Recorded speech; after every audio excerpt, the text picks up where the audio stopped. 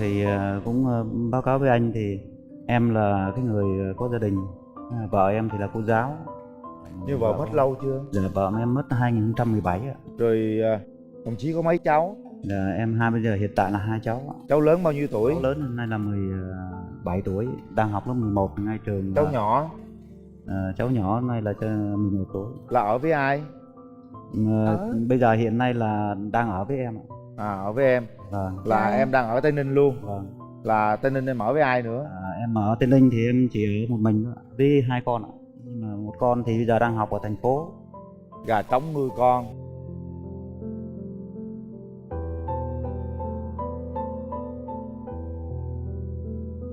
Em có nghe tình trạng của bạn này không? Sao, suy nghĩ sao nè? Có bị ngại cái chuyện là anh đã có 2 con chưa? Có ngại không? Có con thì cũng không sao, nhưng mà em sợ là cũng như là những đứa bé nó còn nhỏ đó thì cần cái sự chăm sóc của cha nhiều hơn á, thì người đó nó không quan tâm tới em. Cái vấn đề là do mình hết. Các cháu nó đã có ba rồi nhưng nó thiếu mẹ.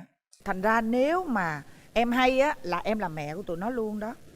Thực sự mà cái điều đó là do mình hết. Hiểu với chị không? Anh này á, là bây giờ anh đi tìm vợ, trong khi em á, 2 người kia á, cứ kêu em chờ hoài, trong khi em lại đang đi tìm chồng, đúng không? Dạ. Chị nói cái này là ông Tơ bà Nguyệt rồi, nói nghiêm túc luôn ha. Thôi bây giờ vậy đi, mình hỏi đi với ai đi, để hồi cho các bạn gặp mặt nhau rồi tự các bạn sẽ nhận được tín hiệu của nhau ha. Em đi với ai? Dạ em đi với thủ trưởng và các đồng chí của em ạ.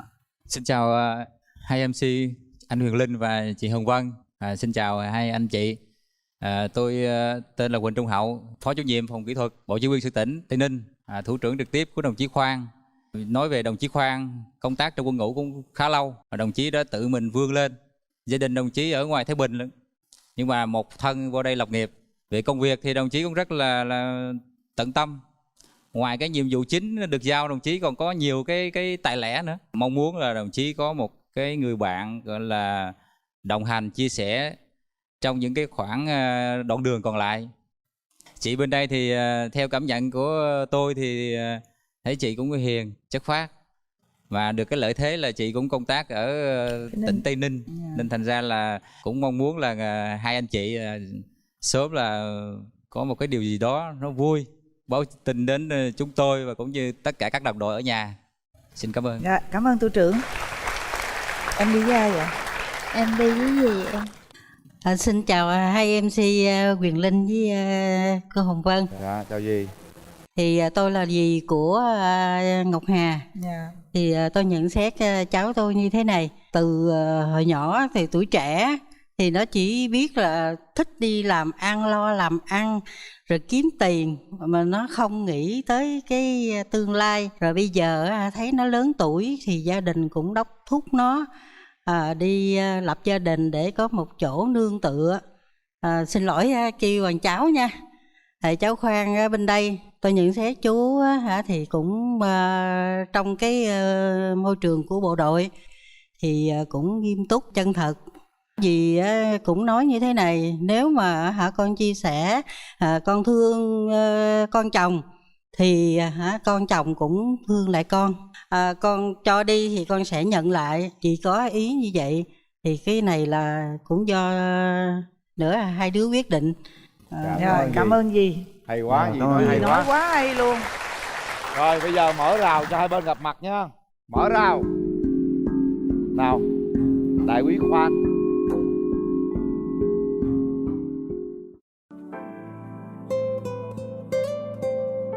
Anh chào em. Dạ. Dạ. Lần đầu tiên mới gặp em, anh tặng em bó hoa sinh tươi. Dạ. Em cũng Làm trợ lý cho. Rồi, anh Từ từ, tặng từ từ. với anh thì cũng không có gì ngoài cái tấm lòng chân thành. Dạ. Anh mong muốn em đón nhận. Cái gì á, Khoan tặng cái gì nói đi Khoan. Dạ. Cái đó là cái gì trong cái hộp đó? Còn cái đồng hồ ạ. Mở ra đeo. Đây cái Đúng này rồi. đi. Anh tay trái hay tay phải? Vô đó. Luôn. Bóp cho nó chặt cuộc đời vô. Quá trời đẹp rồi. Hợp không? Quá đẹp luôn rồi. Giờ em tặng đi, em mở ra coi ý nghĩa là gì. Dạ, một trái tim ạ. Dạ. Cái này thì em muốn tìm một cái trái tim để mà đi hết cái đoạn đường đời của em á. Nói chung Mình là tặng trái tim là mình nhận đó về là trái cái tim tình đó. cảm chân thành của em, thì dù là chưa biết như thế nào, nhưng khi vừa gặp em thì những cái đó thì em cũng đón nhận cái tình cảm chân thành của em. Dạ. Em cảm nhận anh như thế nào? Em thấy anh cũng đẹp trai, hiền, thật thà. Anh thì cũng mới gặp em lần đầu, tuy nhiên là anh thấy em cũng rất là đẹp gái, xinh gái, dễ thương. Thì đây là một cái tình cảm mà anh muốn đến với chương trình, thì cũng mong rằng em cho anh một cơ hội. Cái giọng em rất là hay. Em biết hát Thuyền Và Biển không? Dạ em biết hát ạ. Tại sao không hát cái đó tặng cho riêng người yêu của em? Hay nhỉ. Chỉ có thuyền mới hiểu biển mênh mông nhường nào. Hát rất hay. Chỉ có biển mới biết thuyền đi đâu về đâu. Những ngày không gặp nhau lòng thuyền đau dặn vỡ. Những ngày không gặp nhau lòng thuyền đau dặn vỡ. Nếu từ ra thuyền rồi biển chỉ còn sóng gió. Nếu phải cách xa em anh chỉ còn bao tố. Nếu phải cách xa em anh chỉ còn bao tố. Hay quá trời ơi. Bây giờ Hà nói gì với fan đi. Anh cảm nhận của em sao? Thì em dễ thương. Anh có ngại quen người lớn tuổi không? Anh không có quan trọng về cái thể chất, mình hình dung bên ngoài nói chung là sao cũng được, nhưng miễn là có tấm lòng hiền lành, chịu khó, biết yêu thương, đại lượng vị tha và giàu lòng tình cảm, trung hậu thật thà và dám yêu anh. Hà có dám không? Hà Hà, Dạ. khẳng định một câu coi Hà có dám không? Dám, nhưng mà em ngại quen người nhỏ tuổi, tại vì Không. người ta sẽ Anh, bỏ thì, mình đó, phụ nữ em thì cũng nó không mau ngại, già. anh cũng không ngại, anh cũng giới thiệu với em. Thì bà xã anh là giáo viên, nhưng bà xã anh cũng lớn hơn anh 2 tuổi. Đó là Cái chuyện mà Hà ngại đây không phải là ngại gì, mà ngại là nhỏ hơn, sau này bỏ cổ nữa. hứa gì với Hà Hứa đi nói Quang. lớn lên cho mọi Anh người. sẽ không bao giờ bỏ em vậy đó, hứa đi cho Hà tin anh đi. sẽ hứa với em trước người lính và tất cả các bạn cùng đến đi khán phòng là anh sẽ yêu thương em và chăm lo và cho các con cũng như là em để là có mang lại một cuộc sống mà hạnh phúc nhất, đặt cái niềm tin với cha mẹ gia đình hai bên cũng như là đồng đội của anh có mặt hôm nay ạ. Em cảm nhận gì anh rất là chân thành. Em cũng không nghĩ là anh lấy vợ là lớn hơn 2 tuổi, tại vì ở trong miền Nam này hầu như là người ta không thân thích lấy vợ lớn tuổi hơn. Hồi nào vậy? Hồi nào Ai vậy? nói? Hồi nào? Em cảm nhận như vậy đó, với lại khoa học người ta chứng minh là phụ nữ thì suy nghĩ trước đàn ông tới 4 tuổi là. Em hỏi chị Dân kìa, kinh nghiệm đó. Hồi nào vậy? Tôi đứng kế bên cô là tôi cũng vậy đó. Ừ. Đây tôi còn hơn tới 3 tuổi lần đó bà nội. Nếu mà có kết hôn á thì em không biết là mình còn khả năng sinh sản hay không, mình cũng không biết. Nhưng mà em mong Dạ, muốn không? em cũng mong muốn lắm. Còn đó, làm nhanh nhanh còn đó. Ừ, làm liền. Nếu vậy là làm liền là còn á, đảm bảo luôn.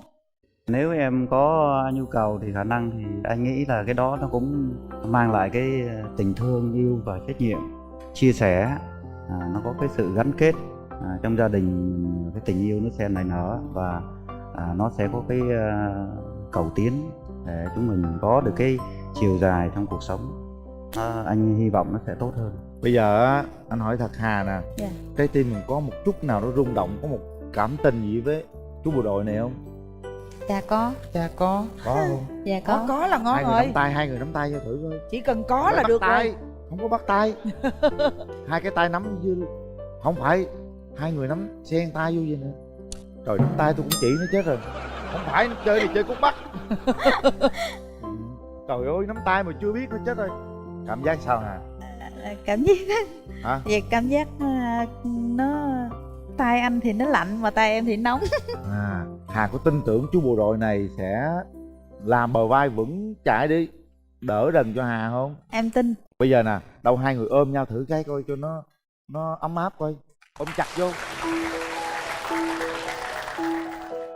Ôm chặt vô Hà. Đứng yên nguyên, đứng yên nguyên. Đứng yên. Ôm không? Tự ôm sao đâu dưới mông vậy? Đó. Ôm chặt vô coi Hà. Em cảm thấy Hà cảm nhận thế nào? Dạ thấy không? Dạ thấy không? Thấy thích không Hà? Thích không? Tôi thích. Thích. Rồi vậy Quan là trọng ok Hà rồi. thích là được rồi.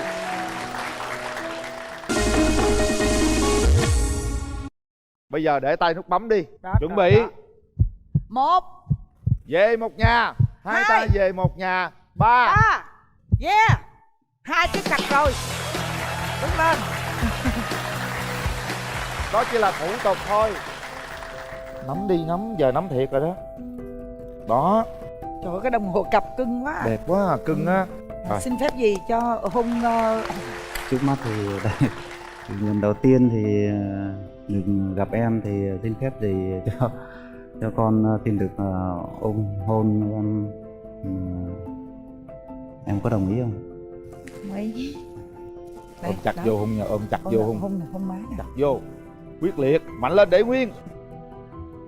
Lại chưa. Bên kia nữa. Hai bên luôn. Hà hôn lại. Khoan. hay ngại Không có. Ở đây không có gì là phải ngại cả nào. em không. Đợi nó nào 2 3. Cứ cúi xuống. Trời ơi. Và chiều cao. Tại vì em học bên kỹ thuật, bên em là hỏi cái việc phải có tiêu chuẩn hết. Tiêu chuẩn bạn gái giống như tiêu chuẩn máy bay. Công nhận như vậy. Vậy đó hả? Dạ, này khó rồi nha. Tự nhiên. Và bây giờ mời bạn nữ của cặp đôi thứ hai. Mời bạn.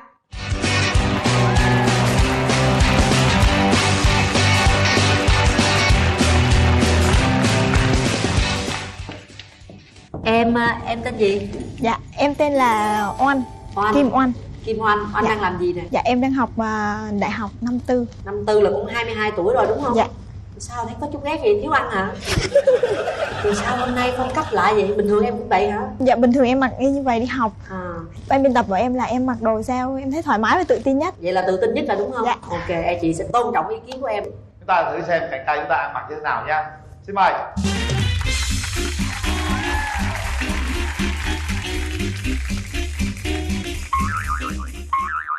Chào bạn. Gì mà chỉ chọn tôi dữ vậy?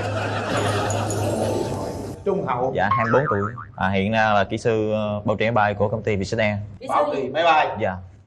Wow, kỹ nha. Tức là máy bay hư sửa. Dạ đúng Không rồi. hư cũng sửa. Dạ đúng rồi, đúng em là đã quy trách nhiệm về an toàn kỹ thuật của máy bay. Khi đại học là em học trường đại học Bách Khoa. Máy bay thì đôi khi cũng sống trên mây không à. Thực chất thì tụi em làm vị trí đất không mà không có lên Không có lên trên. Dạ đúng rồi. Nghĩ sao máy bay đang bay một sữa, bay đáp lên từ cái sữa nhanh lên. Hỏi thường vậy trời. Tôi xin hỏi cụ thể bạn bảo trì máy bay là như thế nào? Sửa cánh máy bay, đầu máy bay, thân máy bay hay là như thế nào? Dạ đúng rồi, sửa tất cả máy bay luôn, chẳng hạn ví dụ như là bánh khi mà bị mòn thì mình thay. Vừa rồi thì máy bay bay rớt cái bánh ra ngoài đó. Rồi bạn bảo trì làm sao? Cái đó không phải của em. Cái ngày mà bạn nghỉ thì bạn làm cái gì? Thì em cũng đi chơi đá banh với bạn bè với những đồng nghiệp trong công ty, mà có đủ được bạn bè nhiều thì em đi chơi đi phượt. Còn em bình thường thì những lúc rảnh rỗi ngoài việc học thì em đi đâu, em làm gì? Sở thích của em? Dạ, em rất ăn kem. Đâu làm gì vậy? Em thích ăn kem. Mà sao? Dạ, em về nhà không mà em ở nhà với mẹ. Ở nhà với mẹ hả? Dạ. Rồi chơi bạn bè đồ đông không? Dạ, cũng đông Hôm nhưng nay có toàn ai con theo gái. cổ vũ mình không? Dạ, có rất là nhiều. Đâu, rất nhiều đâu, ai đâu? Đây nè, Dạ. tôi thấy cái bảng kìa. Cái gì đứa bạn thích đó. Hẹn hò đi quanh. Rồi, bữa là sao bất chấp hết là sao vậy Quang? Em không biết. Em không biết hả? Mà chị thấy em với rảnh hồn nhiên quá, đủ tuổi yêu chưa vậy trời? Thấy cái bảng tôi thấy bên đây mừng rồi. Sao Bất dí chấp quá hết, vậy? hẹn hò đi quanh. Bạn em cũng nói em vậy á. Bạn em nói em sao? Bạn em nói em là chưa chuyển từ con nít qua người lớn. Chưa chuyển từ con nít qua người lớn là đang còn lưng chừng lửng đó hả? Trời ơi trời, hồi đó giờ đã yêu lần nào chưa? Dạ chưa. Chưa luôn? Dạ. Vậy lần này đến đây là tìm cảm giác mới lạ phải không? Lần đầu tiên phải không? Dạ. Mẹ cho không? Dạ, mẹ em không biết. đi tới đây mà không báo cho mẹ biết. Dạ. Đúng đúng mẹ hả? Rồi giờ hiện giờ đuổi mẹ coi tivi rồi mẹ thấy ngồi trên này rồi kiếm con trai rồi sao? Dạ không sao. Không sao? Dạ. Rồi dẫn bạn trai về rồi nhà chịu không? Rồi không chịu rồi sao? Dạ không chịu chắc thôi. Rồi sao thôi? Không chịu mình phải tìm cách nào chứ, giờ không chịu rồi thôi. Chà chà Đúng rồi. chà. Đúng rồi, đúng rồi. Căng nghe. Nghe mà thấy sao? Tự nhiên mình yêu bạn gái đến mức mà chuẩn bị cưới xong dắt về, tự nhiên ba mẹ không đồng ý, bạn gì thôi luôn. Cái này hơi liều lĩnh. Hơi liều lĩnh đúng không? Dạ đúng rồi. Bạn sở thích của bạn như thế nào về một cái người bạn đời của mình? Về cái nếu mà người đời của em thì em nghĩ là cá tính, thứ hai là dịu dàng, thứ ba là tóc dài, thứ hai là phải biết nấu ăn. Tóc dài biết nấu ăn. Dạ. Và tiêu chuẩn về BMI là chỉ về tỷ lệ giữa cân nặng và chiều cao. Là cái chỗ cái gì khó hiểu. Tại vì em học bên kỹ thuật, bên em là hỏi cái gì phải có tiêu chuẩn hết. Tiêu chuẩn bạn gái giống như tiêu chuẩn máy bay. Cũng gần như vậy. Vậy đó hả? Dạ. Chà, cái này khó rồi nha. Tự nhiên mình yêu người nào hỏi em đến đo coi chiều cao chiều thấp rồi coi kỹ thuật máy móc kia kia làm sao. Bên đó hơi khó. Bây giờ nè, để bên đây á em khai thác hết rồi bên kia coi được không được trả lời luôn, chứ thấy tiêu chuẩn máy bay em đây theo không nổi rồi, máy bay không có nổi. Đây người ta đi dưới đất không à, người ta mang giày chạy bộ. Đó, bây giờ bên đó đòi là nấu ăn tóc dài thì bây giờ 1 năm sau nó dài, được chưa? Bây giờ biết nấu ăn không? Nhỏ xíu vậy chắc ăn không có sao nấu được. Dạ không, em nấu ăn rất là ngon. Ủa thiệt không? Dạ. Nấu được mấy món gì? Trứng luộc hay trứng chiên? Em có thể nấu nhiều món. Tại vì em ở trên đây mở trọ nên là em có tự nấu ăn đúng đa không? số là em nấu ăn. Rồi bây giờ em muốn cái người bạn trai em là người như thế nào? Em thích con trai nhìn vô hiền hiền chút. Hiền. Dạ. Hiền là hiền sao? Nhìn vô bắt mắt mà mình nhìn vào là mình thấy anh này Bên đây hiền em lắm. bắt mắt lắm. Nhìn vô là hiền liền. Dạ. Rồi, cao thấp mập ốm gì không? Em thích con trai cao hơn em. Cao hơn em được, bên kia cũng thích gái lùn hơn, vậy là được rồi. Còn cái gì nữa không? Em thích con trai học bách khoa. Học bách khoa đúng luôn rồi, học bách khoa hồi nãy nghe nói học bách khoa luôn đó, rồi ra học kỹ thuật rồi ra làm sửa máy bay rồi luôn đó nhà Tóm em. lại là bạn thấy những yêu cầu của bạn gái mình có thể đáp ứng được không? Nghĩ là phải đáp ứng được. Đáp ứng được. Nhưng mà cái vụ mà giống máy bay là không biết bên kia đáp ứng được không mà nha. Vụ đó lạ lắm à. Chắc khó. Nghĩ là phải Chắc mình khó. khi mà yêu nhau thì thấy mình những cái khuyết điểm gì mình phải bù đắp cho nhau vẫn được. Bạn quê ở đâu? Dạ em quê ở Đồng Nai. Đồng Nai. Tôi thấy bạn đeo cái chìa khóa gì mà nó lạ vậy? Dạ cái này là cái đồ dùng của em là khi em đi làm việc, cũng như là một người bạn thân thiết em ấy. Mỗi khi em đi làm em cầm theo những để sửa những cái hỏng hóc như là sửa nhanh. Ý là nay bạn gặp bạn gái là con có gì mà sửa mà cái đó luôn. Dạ cũng đúng. Cũng đúng luôn hả? Bây giờ cho nhìn nha, cho nhìn cái trong 2 phút là biết sửa gì cái gì. Dạ đúng rồi. Trời ơi trời, có đem theo đồ nghề không? Có gì. Coi chừng em pha sửa luôn á. Bây giờ coi chị nè, giờ coi chị có gì sửa giùm chị trước đi, chị cảm ơn nè. Trời ơi cái gì kỳ vậy trời. Ông hạ cánh giùm tôi cái nhau. Dạ em hạ cánh thôi. Đây chị. Vậy. Có theo chi? Đây là cái đồ nghề của em. Gõ đầu người ta hả? Dạ không, em nè chỉ sửa máy bay thôi, còn người em sửa không được. Mà đây đâu có máy bay đâu mà đem vô đây mà sửa. Cái này là đi làm, món đi học, đi đâu em vẫn đem theo, phải sửa xem ra nữa. Cứ thấy cái gì tròn tròn là dặn. Không dám chê cái nào đâu trời. Chê sao nó chặn cái mỏ tôi lại nè. Không dám chê. Không dám chê con nào luôn. Trời ơi sao bữa nay gặp toàn thằng độc không. Bạn có thần tượng ai để mình chọn yêu giống vậy không? Em thần tượng ca sĩ Mỹ Tâm. Mỹ Tâm hả? Dạ. Mặt bên kia giống Mỹ Tâm không? Coi thử coi nha. Thần tượng Mỹ Tâm. Bạn có thần nghệ sĩ nào không? Dạ không. Không có. Thích Bạn người thật việc thật. thích người thật thật đúng không? Bây giờ cái tiêu chuẩn bạn ấy đề ra em có đáp ứng được không? Khó. Khó hả? Dạ. Để xem, nhìn nhau biết khó không? Khó mấy cũng vượt qua hết. Bên đó có biết đi ăn kem không? Bên đây thích đi ăn kem lắm á nha. Bên đây không thích ăn kem mà thích ăn cà rem được không? Rồi, chuẩn bị. Chúng ta sẽ có 2 phút để gặp nhau. Mời màn kéo lên. Trời tôi tưởng cầm cái mỏ lớp chứ. Cầm đó qua cũng được. Đầu tiên thì em cũng biết là đồng ý không, nhưng mà gặp mặt là cái duyên nên em phải xin tặng bạn. Cảm ơn.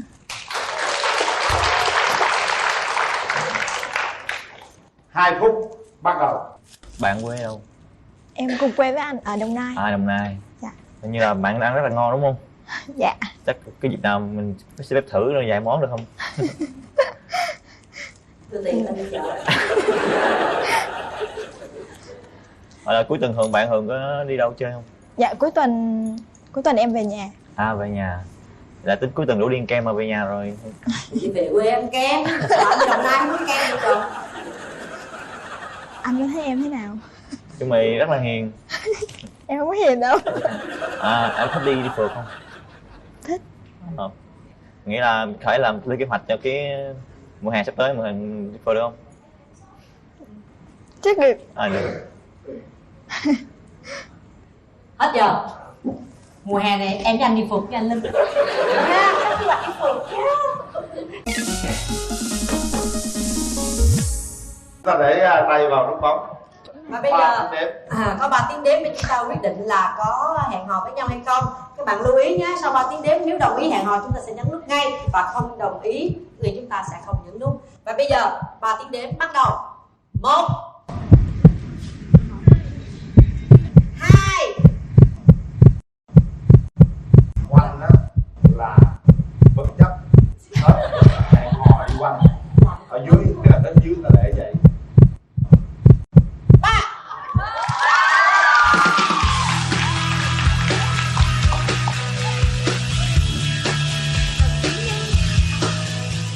Tôi nói thiệt với hai bạn nha, tôi cũng không biết hai bạn hẹn hò không, mà cái nhóm bạn của Quanh á ở dưới hồi hộp chờ đợi. Ôi, hẹn đi quanh. Mấy cô này muốn hẹn hết trơn rồi. Đây nè, Sướng thấy ba. bạn không phải đãi kem một người đâu mà đãi hết cái nhóm này nè. Đủ khả năng không? Đủ. Được ha. Coi như là tuần này thì đi về Đồng Nai ăn kem, hè này là mình đi phượt. Em thường là cười kiểu này, em đâu hàm dưới thì hàm dưới em xấu. Coi gì khó à nha. Có nắng không anh? Có hơi. Có hả? Rồi tiếp còn gì nữa không em? Lông râu đầy đủ. Lông râu đầy đủ. Cái gì? Dạ, lông râu đầy đủ. Trời ơi, Linh hôm nay cạo Em râu nghĩ sạch đến quá. biểu hiện của sự nam tính rồi ạ. Trời ơi, cái tiêu chuẩn này lạ vậy ta. Râu thì chắc tôi có nhiều hơn à. Có không? Có không? Dạ em không có. Chết rồi, mà không có rồi, sao mình vớt lại còn gì nữa? Anh Linh ơi, Hả? bình thường thì em hay reo hò, em hay là coi như là em cũng thêm dặm mắm dặm muối vô khi mà thấy một cái nhân vật nữ nào đó xuất hiện. Nhưng mà khi bạn gái này bước ra thì em chỉ im lặng xích xoa và vỗ tay thôi, bởi vì là không còn cái từ nào mà để có thể diễn tả được sự duyên dáng, đáng yêu và khả ái của cô ấy anh à. Hình như anh thấy khán giả vỗ tay thật to, tức là cái khả năng sắc sảo càng to. Em ơi, em tên gì? Em là Ngân. Ngân. Em bao nhiêu tuổi? Năm nay em 23 tuổi. Ngân 23 tuổi, Ngân làm gì nè? Dạ em là nhân viên văn phòng ạ. Nhân viên văn phòng. Vậy là công việc hàng ngày của em tất nhiên là cũng sẽ tiếp xúc được rất là nhiều các đồng nghiệp, phải không? Dạ. Vậy mà chưa có ai hẹn hò sao? Thì bữa nay có nè. Thì em hỏi tí đó mà, anh nôn Từ lắm. từ để chàng trai tôi ra cái đã. Để từ nghe thông tin không có hết. Và bây giờ chàng trai chúng ta sẽ làm nghề gì đây? Bao nhiêu tuổi? Xin mời chàng trai. Chào bạn. Xin mời bạn. Wow. Tôi đoán không lầm, hình như sếp rồi nha. Mời ngồi. Sếp anh. Sếp nha. Bên đây làm nhân viên thôi. Bạn tên là gì? Em tên là Lê Bạch Xuân. Tên cũng rất là lạ ha. Bạch Xuân tức là mùa xuân rồi trỗi dậy đúng không? Kiểu qua mùa đông là bật lên mùa xuân. Bạn bao nhiêu tuổi rồi? Dạ em sinh năm 85, 28 tuổi. 28 tuổi. Làm nghề gì? Em là chuyên viên kinh doanh của tập đoàn Hợp Nhất. Chuyên viên kinh doanh, bên kia là nhân viên văn phòng. Thôi bây giờ để em khai thác bạn gái em một tí nữa, là tiếp xúc nhiều với đối tượng khách hàng cũng như các đồng nghiệp, mà tại sao em chưa tìm được đối tượng hẹn hò cho mình hả? Thứ nhất là đồng nghiệp công ty thì em nghĩ rằng có chủ hết rồi, mình không thể hái lung tung được. Rồi còn khách hàng thì chỉ có đại gia và đại thiếu gia thôi.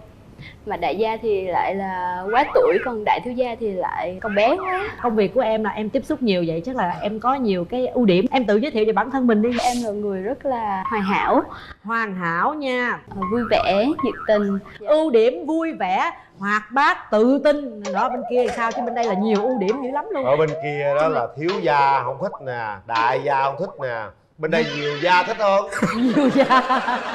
Bạn cũng làm văn phòng nhiều đúng không? Dạ. Tiếp xúc rất nhiều đẹp trai thế này. Tại sao bạn vẫn sắc ế? Em tiếp xúc nhiều nhưng mà toàn tiếp xúc với các bà các cô nữa. Cũng giống bên kia luôn. Các cậu, các em nhỏ. Đây các bà các cô. Dạ. Thành ra là chưa tìm được hả? Hay là bạn nhát quá?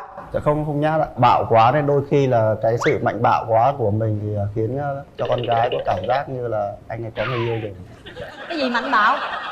Ý bạn nói nếu Nó mạnh nói bạo chuyện quá mạnh bạo quá. mạnh bạo quá thì người ta tưởng có người yêu rồi. Nhưng mà thật sự là tôi không tin là bạn đẹp trai thế này mà bạn chưa có người yêu. Đúng rồi, ai như anh mà. Ai nghĩ vậy hả? Đúng rồi ạ. Thế nên là ế. Nhưng thật sự là hồi đó giờ bạn có trải qua một mối tình nào chưa? Dạ có. Có hả? Dạ. Mấy mối? Đếm thì 3 mối ạ. Mối nào dài nhất? Mối đầu ạ. Bao nhiêu lâu? 3 năm ạ. Mối ngắn nhất? 1 năm ạ. Lý do tại sao không đến với nhau được? Tại vì cứ đến với em là cô ấy đi lấy chồng thì. Trời Vì vậy cứ đến mình thì đi lấy chồng. Dạ vâng. Mình phải tìm ra nguyên nhân tại sao chứ. Có thể là do khuyết điểm của bạn nhiều quá. Không có. Không có khuyết điểm. Bạn là người hoàn thiện giống như bên kia luôn. Thôi để em hỏi bên này nè. Em ơi, em đã yêu bao giờ chưa? Dạ rồi ạ. Rồi tại sao những cái mối tình đó không được? Hoàn cảnh đưa đẩy. Hoàn cảnh đưa đẩy, sao em không đẩy đưa lại? Tại vì hai người sống ở hai nơi khác nhau ạ. À, gọi là xa mặt cách lòng. Dạ không. Chứ Chỉ sao? là yêu nhau không thể đến được với nhau. Yêu nhau mà không đến được với nhau Nên chia tay là tốt cho cả hai ạ. chia tay sớm bớt đau khổ. Dạ. Chị thấy em rất là phóng khoáng nè. Thì em có sẵn sàng là tỏ tình hay là mình phải thể hiện trước không? Rất là nên. Bên đó có dám đón nhận không, chứ bên đây là dám thể hiện rồi đó. Dễ gì tỏ tình trước, dễ gì không nhận. Có một sự chấp nhận nhẹ. Chấp nhận nhẹ. Rồi, bởi vì thường thì em chưa bao giờ phải để cho bạn gái tỏ tình trước em. Nếu bạn gái tỏ tình trước thì em nghĩ người con gái nó như thế nào? Đồng ý luôn ạ. Từ từ, bên đó khoan mừng vội. Người ta sẵn sàng tỏ tình trước với điều kiện bên kia phải đáp ứng được những cái yêu cầu của bên này, đúng không em? Dạ. Cái người đàn ông lý tưởng của em như thế nào, em nói lớn bên kia nghe coi bên kia có đáp ứng được hay không. Anh trai ơi nghe giùm em nha. Anh trai ơi nghe giùm em nha. Anh nghe đây em ơi. Thứ nhất anh phải là con trai nha anh. Chuẩn nghe em ạ. Đúng rồi. Một lát anh Linh kiểm tra mấy cái đó giùm em nha. Rồi tiếp. Thì con trai phải mạnh mẽ. Mạnh bên đây rất mạnh á. Rồi. Tôi thấy mạnh lắm á. Gì nữa? Có nụ cười tỏa nắng. Nụ cười tỏa nắng.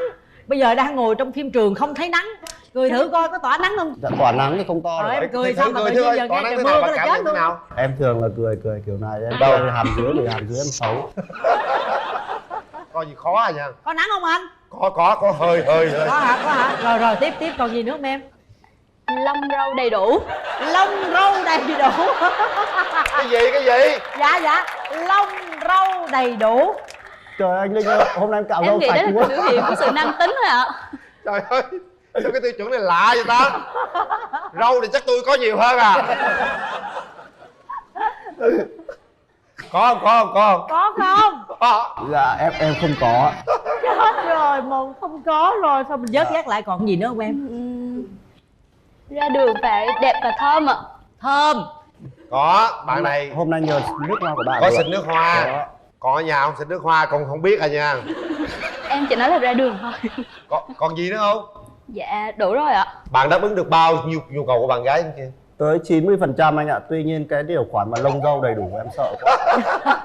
Người ta chỉ bán thuốc rụng lông, giờ có bán thuốc mọc lông. Có hả? Có. Thế anh đủ em ạ. Mấy người mà rụng tóc á, ta mua thuốc ta về ta ấy thì bạn mua thuốc đó được.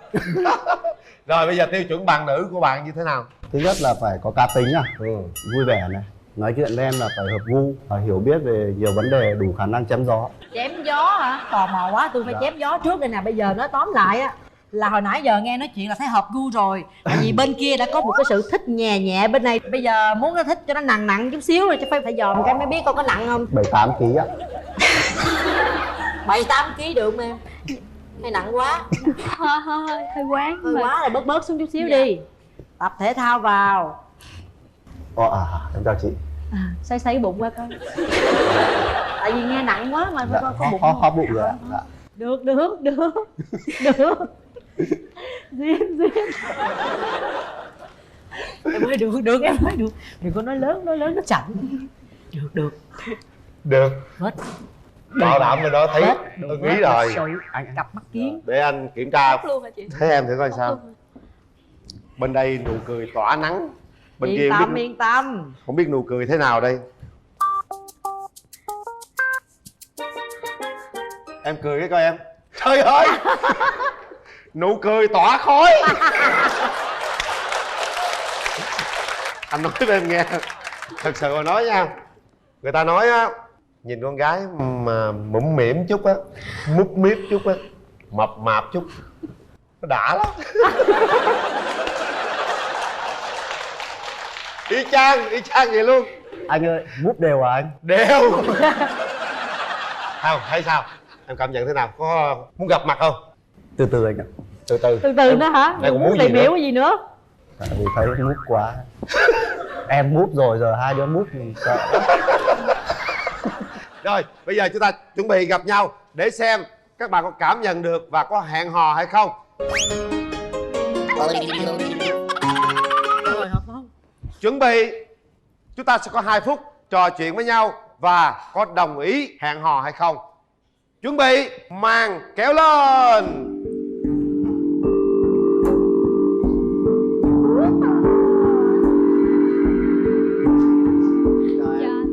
Sao? Đủ toàn nắng không em? Em thấy âm u một tí rồi. Anh bảo rồi, anh chỉ thiếu một cái tiêu chuẩn của em đó là... Nhưng mà anh Quyền Linh là giới thiệu anh địa chỉ mua thuốc rồi. Yên tâm. Nhưng mà bạn có muốn mua thuốc không? Em không thích con trai miền Bắc. Dạ. Lý do tại sao em? Tại vì con trai miền Bắc đưa đẩy nhiều quá em không thích. Đưa đẩy nhiều quá. Tại vì em thấy tình duyên của em đã đưa đẩy lắm rồi. Đưa đẩy mình lại đẩy đưa lại sao đâu. Chị cũng lại bảo mà. Em không thích. Không thích đâu. Hết thời gian.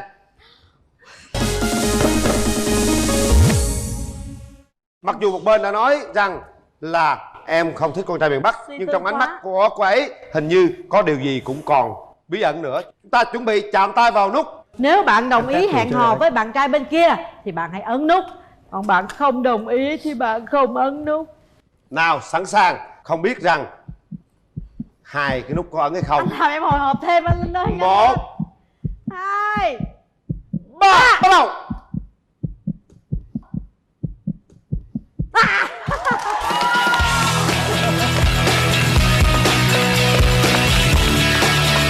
Sao vậy em? Ủa sao vậy? Em nói em không thích người Bắc mà. Thấy chưa, Sao tôi em thấy ấn nút? hình như bạn ấy nói như vậy, nhưng trong ánh mắt ấy có điều gì bí ẩn. Tại sao lại như vậy hả bạn? Nói cho mọi người coi. Em nghĩ rằng là thà hút lâm còn không bỏ sót.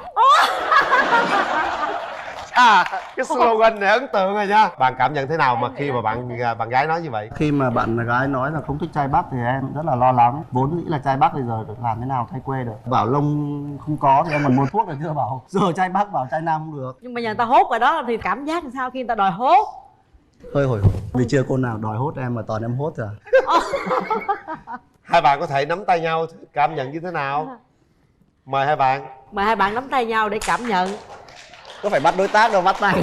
Không phải là bắt tay mà Không phải là bắt tay, nắm nắm tay nhau. Nắm tay nó khác bắt tay Rồi, em mà. bạn cảm nhận thế nào với cái nắm tay đó? Có vẻ mạnh mẽ. Bây giờ chị thay mặt chương trình gửi tặng hai em cặp vé đi xem phim. Rồi còn cái chuyện mà ấm hay không, hay nóng hay không gì đấy, chúng ta vào cái đọc phim chúng ta sẽ tiếp tục khai thác nha. Cảm ơn chị ạ. Cảm ơn hai Chúc em. các bạn. Nụ cơm cả nhà nhá. Cái này đâu phải là cái tài đâu, đây là nhiệm vụ của người đàn ông. Không, em thấy nhiều ông người đàn ông. Mời em ngồi. Trời ơi, sao em cũng giống màu chị quá vậy? Em tên là gì? Em tên là Nguyễn Hoàng Kiều Nhi, hiện nay em là sinh viên mới tốt nghiệp và em đang sinh sống tại thành phố Hồ Chí Minh. Em bao nhiêu tuổi? Dạ, năm nay em 23 tuổi. 23 tuổi. Rồi, bên đó 23 tuổi đúng không? Để xem bên đây bao nhiêu tuổi. Mời chàng trai của chúng ta xuất hiện. Rồi em. Mời em ngồi. Bạn tên là gì? Em tên là Trần Dung Hiếu ạ. Bao nhiêu tuổi? Em 24 tuổi ạ. 24 tuổi. Bạn quê ở đâu à? Em ở Nam Định ạ. Bạn vào thành phố Hồ Chí Minh lâu chưa? Em vào được khoảng hơn 6 tháng ạ. Ủa, mới vào 6 tháng à? Dạ. Bạn vào đây làm gì? Em làm IT cho khách sạn. Lý do tại sao bạn chuyển vào Nam? Em muốn đi khỏi miền Bắc. Là sao? Thì không muốn ở miền Bắc nữa thì đi vào miền Nam. Em muốn đi xem trên trời miền Nam có gì mới. Thế nhưng mà từ hồi em vào thì em lại muốn ở lại. Vậy sau chương trình này bạn sẽ muốn ở lại nữa nếu bạn tìm được một nửa yêu thương của mình? Hiện tại thì bạn mới vừa tốt nghiệp xong thì bạn có dự định gì cho tương lai của mình chưa? Em chưa có dự định gì hết. Em nghĩ là em sẽ định ở nhà chơi nghỉ ngơi một thời gian đã, rồi sau đó mới kiếm việc làm. Nghỉ ngơi bao lâu? Em nghĩ là khoảng 3 tháng tới nửa năm. Chị tưởng em nói 5 năm thì chết luôn.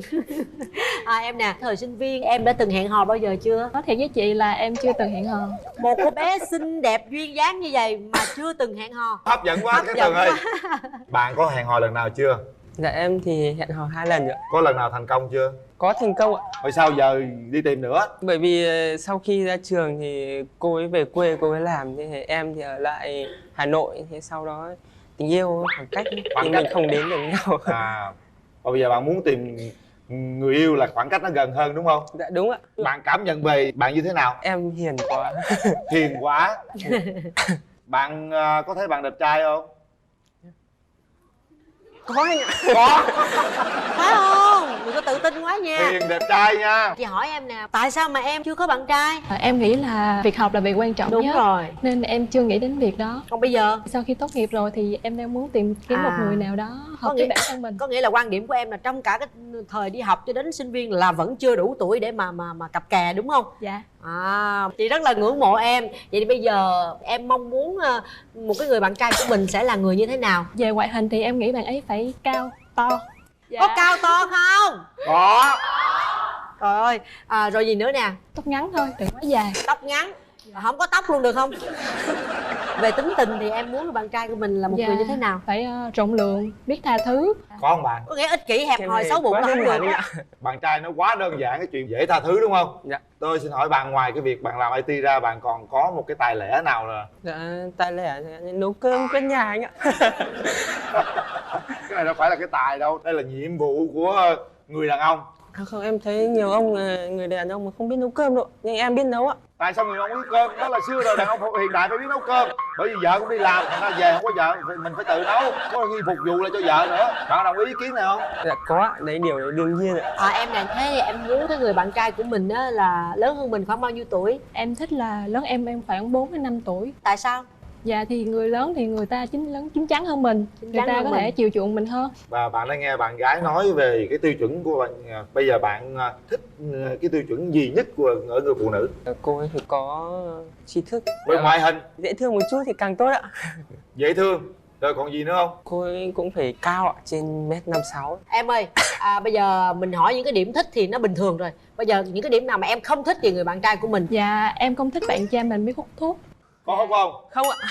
Không rồi. Không biết nhậu thì càng tốt. Có nghĩa là nhậu chút đỉnh vẫn được. Dạ, em một chén là gục luôn ạ. Sở thích của bạn như vậy rồi, nhưng mà mẹ bạn có dặn dò trước khi lấy vợ là bạn cần cái tiêu chuẩn nào theo mẹ của bạn không? Dạ có.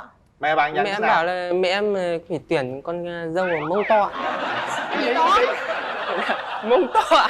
Tuyển dâu mông to.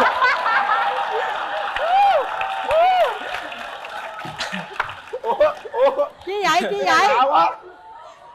Cái này chỉ Cát Tường đạt tiêu chuẩn. Vậy?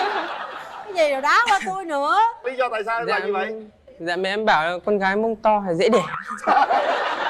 Em không vừa cũng đẻ được. Nếu một người yêu của bạn mà bạn yêu rất là xinh đẹp, nhưng mà mông không to thì sao? Một khi đã yêu rồi em chấp nhận được. Thế bây giờ em có cái gì to không mà em đòi không to? Bây giờ chị qua chị xem nhá. Bên đây là không có to gì hết đấy. Có Cát Tường không to thôi. Xinh thế nhỉ? Cười cái coi. Chị không to, em về em nói với mẹ là nếu mà bây giờ cái cô kế bên không được thì có chị Cát Tường. Được không? Không, em phải không có nhu cầu người hơn tuổi ạ. Trời ơi, tôi nhục Từ dữ. chối Cát Tường luôn. Sao tôi quê dữ vậy? Hỏi Anh gì Linh. mà nhục không? Em thuộc về anh nên người Linh. Em sẽ trở về bên anh nha. Để em làm xong cái vụ mai mối này đã căng thẳng quá. Chị nghĩ em chắc lọt vô top 10 đó. Rồi để anh xem mặt giùm em ha. Thế nào? Sao? Giữ chưa? Very good, Very good. Nhưng mà hỏi nè, mẹ bạn có dặn là tiêu chuẩn gì không? Dạ mẹ em không chọn gì hết. Mẹ em không dặn gì hết. Bên kia có dặn, mà em có đáp ứng nhu cầu bên kia không? Em nghĩ là chắc được. Cảm ơn bạn. Nhưng bạn kia nói là chắc chắn là có thể đáp ứng nhu cầu của bạn. Và bây giờ thời khắc quan trọng đã đến, để cho hai bên nhìn nhau xem là có to nhỏ gì đấy vừa ý nhau không. Màn đầu kéo lên. Mời hai bạn. Chào em. bây giờ các bạn sẽ có 2 phút để trò chuyện với nhau.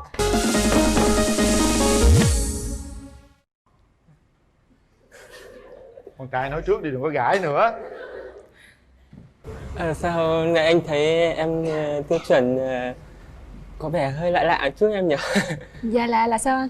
Là chẳng hạn như anh thấy sau mấy năm em học em chưa có một mảnh tình vắt vai. Dạ tại vì em học trường nhân văn nên trường nhân văn là toàn con gái không mà ít con trai lắm. Lại gãi nữa. Anh thì rất sợ một thứ. Dạ. Không biết là em có chấp nhận hay không? Anh sợ cái gì ạ? Anh sợ mất độ cao không ạ? Ở đây xuống đây là có cao không em? Ở đây nhảy xuống đây được không? Được, chưa đến nổi. Có gì đáp ứng nhu cầu của mẹ bạn không? Bạn có thể đứng lên một giây nào đó. Gì tự sợ? Quá chuẩn anh ạ. Quá chuẩn. Rồi ngồi xuống nói tiếp. Hết hồn. Bạn hãy nói quá chuẩn, tiếp tục đi các bạn. Em quan niệm như nào về tình yêu em nhỉ? Dạ em nghĩ là tình yêu phải biết tin tưởng nhau. Cái này thì anh sẽ làm được. Dạ. Thôi hết giờ rồi. Và bây giờ thì cái thời khắc quan trọng đã đến. Hai bạn hãy đặt tay vào phía sau thành ghế của mình.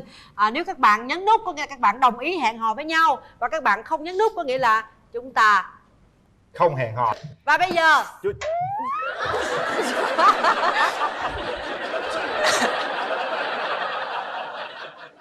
Trời ơi, từ từ nôn nóng quá từ em. làm dữ vậy? Run nào nói chuyện thì không nói mà làm quá. Và bây giờ thời khắc quan trọng bắt đầu. 1 2 3.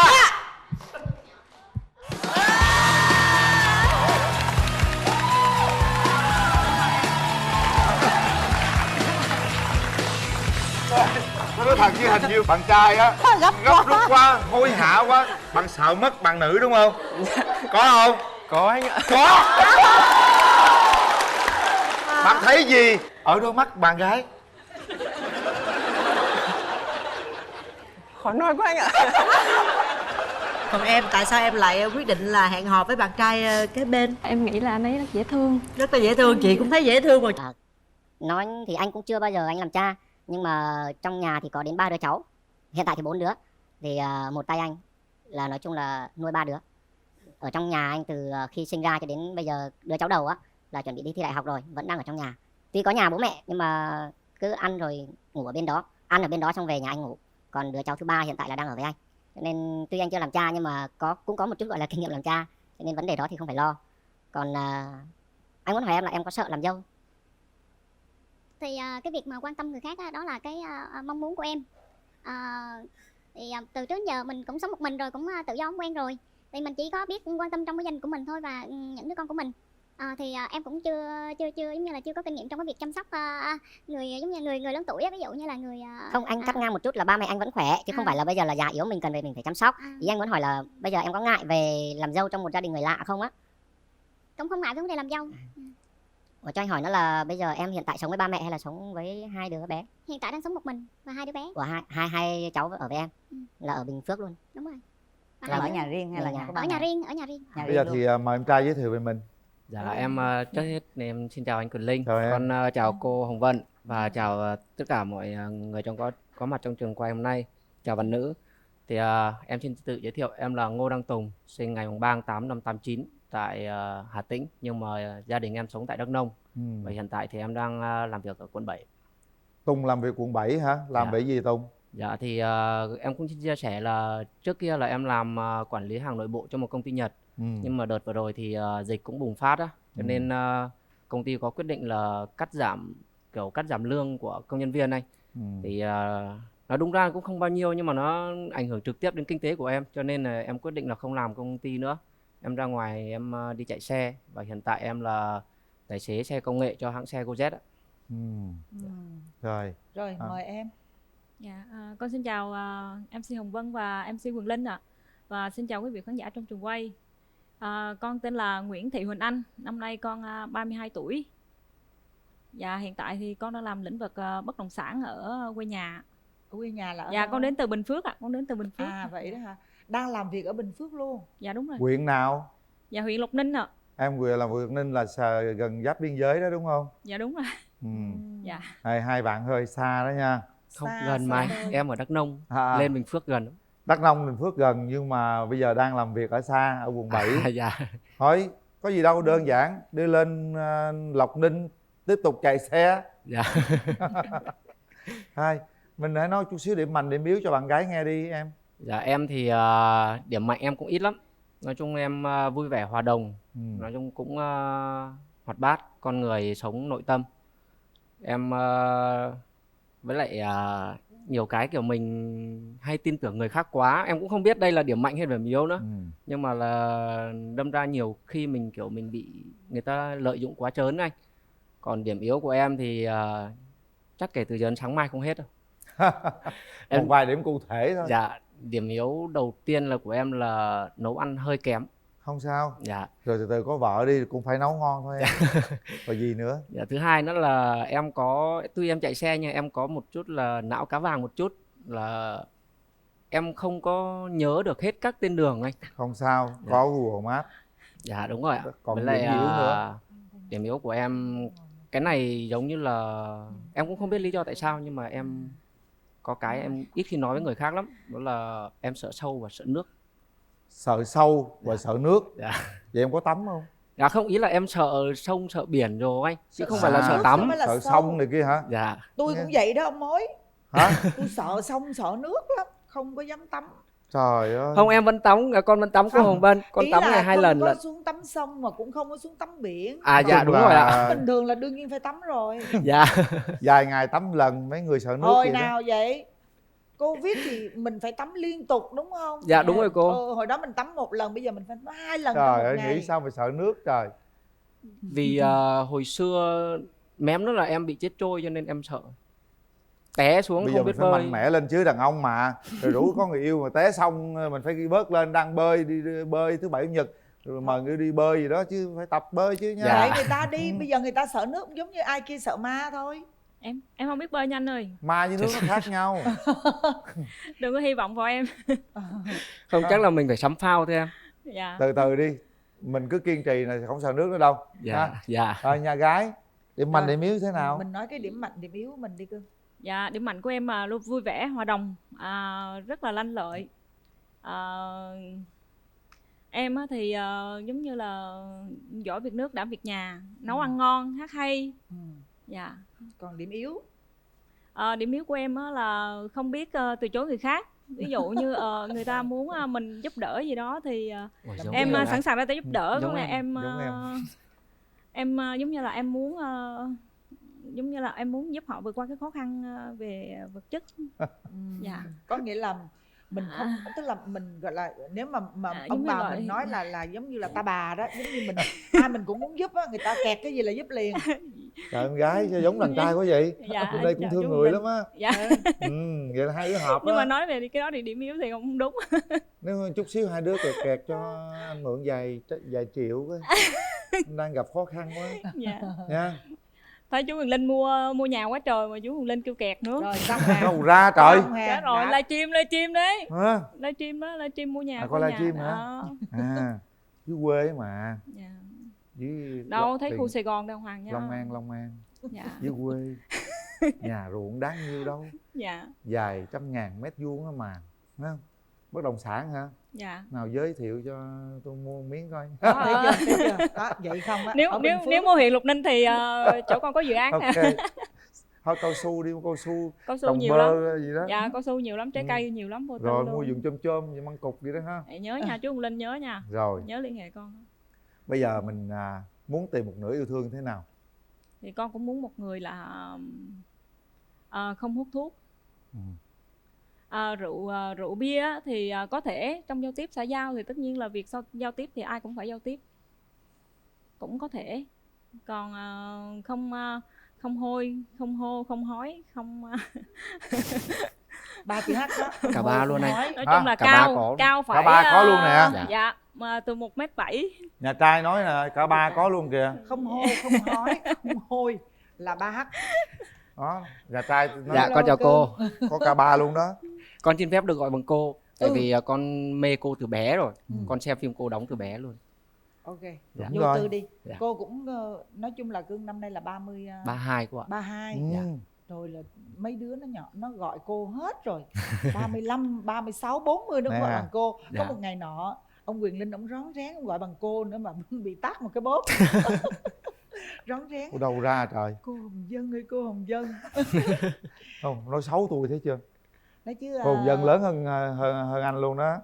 Đó Dạ. là anh phải kêu bằng chị, nhưng mà trong trình kêu cho nó trẻ đó, thành ra kêu bằng ông Mai bà mối. Ha. Nói chứ bạn nói là không hô nè, không hói nè, Dạ. không hôi nè. Ở đâu ra mà cưng có 3 cái? Cô thấy cưng không có một cái nào luôn á. Còn cái chuyện mà hôi chút xíu tự con kiểm chứng nha. Tự con kiểm chứng nha không? Ủa nhưng cô ơi hỏi cho con là hôi cái gì rồi không ạ? Hôi cái gì kìa? Dạ. Tức là ở sạch sẽ thường đó, thường phải đúng không? rồi, con không thích người có mùi quá nặng, Có như nghĩa là, là- mùi mồ hôi sau giờ làm việc á. Ý là bạn nói là bạn muốn những người sạch sẽ đó. À, dạ. Đúng như bạn nói thẳng quá. Đây có tắm nha. Sợ nước nhưng mà có tắm giống cô. Rồi còn ngoài ra cưng muốn gì nữa không? Dạ. Phải Con có muốn người đàn đòi ông đó là đẹp phải trai, như thế nào, cao ra làm sao không? thì cũng mẫu người của con là cũng giống như chú Quyền Linh vậy đó. Giống như chú Quyền Linh đó. Có khuôn mặt, nói chung là khuôn mặt dễ nhìn, rồi có nụ cười thân thiện, Nụ cười thân thiện, hút ánh nhìn. hút ánh nhìn. Dạ. Trời đất Cái ơi. ấn tượng đầu tiên cũng là một cái nụ cười gây giống như là gây cái ấn tượng có cảm xúc á. Rồi ok, vậy Dạ. tốt rồi. Cưng cao bao nhiêu vậy? Dạ con vừa đủ tiêu chuẩn luôn. Vậy hả? Dạ. Là nhiêu? Con từ 1m7 trở lên. Con là 1m7 đổ lên. Vậy là bạn này 1m7 đó. Bạn nói bạn vừa đủ tiêu chuẩn. Con là mét bao nhiêu? Con mét 6 á. Vậy hả? Rồi bây giờ còn về phía con mong muốn cái mẫu hình lý tưởng con như thế nào? Đối với con thì nói chung nó cũng bình thường lắm. Con chỉ cần một người phụ nữ của gia đình thôi. Ngoại hình thì ưa nhìn, rồi biết nấu ăn, chăm lo cho người khác, biết quan tâm chia sẻ. Và cái cần nhất ở con bây giờ là một người phụ nữ có tâm. Tức là luôn luôn mình hướng về gia đình, chứ đừng có xô bồ quá ở ngoài, rồi trong gia đình mình không là gì hết thì nó cũng không được.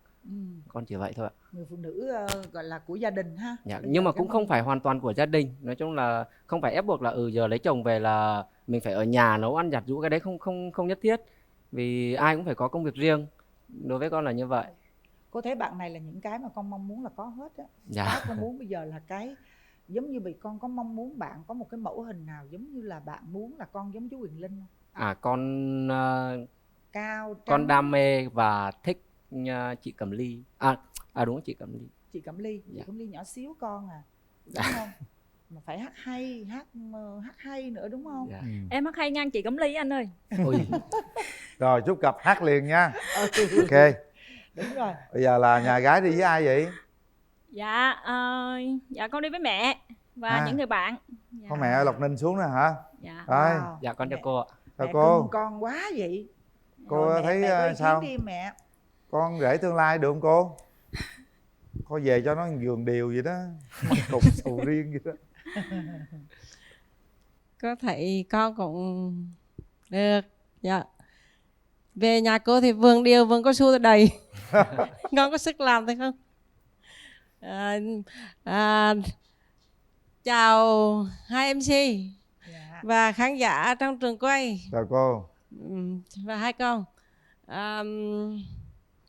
Má thấy chương trình này rất hay.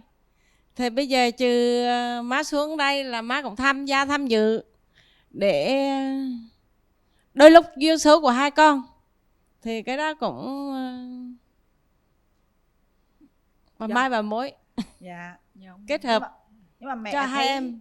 mẹ thấy cái bạn này mẹ thấy Chứ ưng mắt không? mà thấy bằng này thì được. Dạ con cảm ơn cô ạ.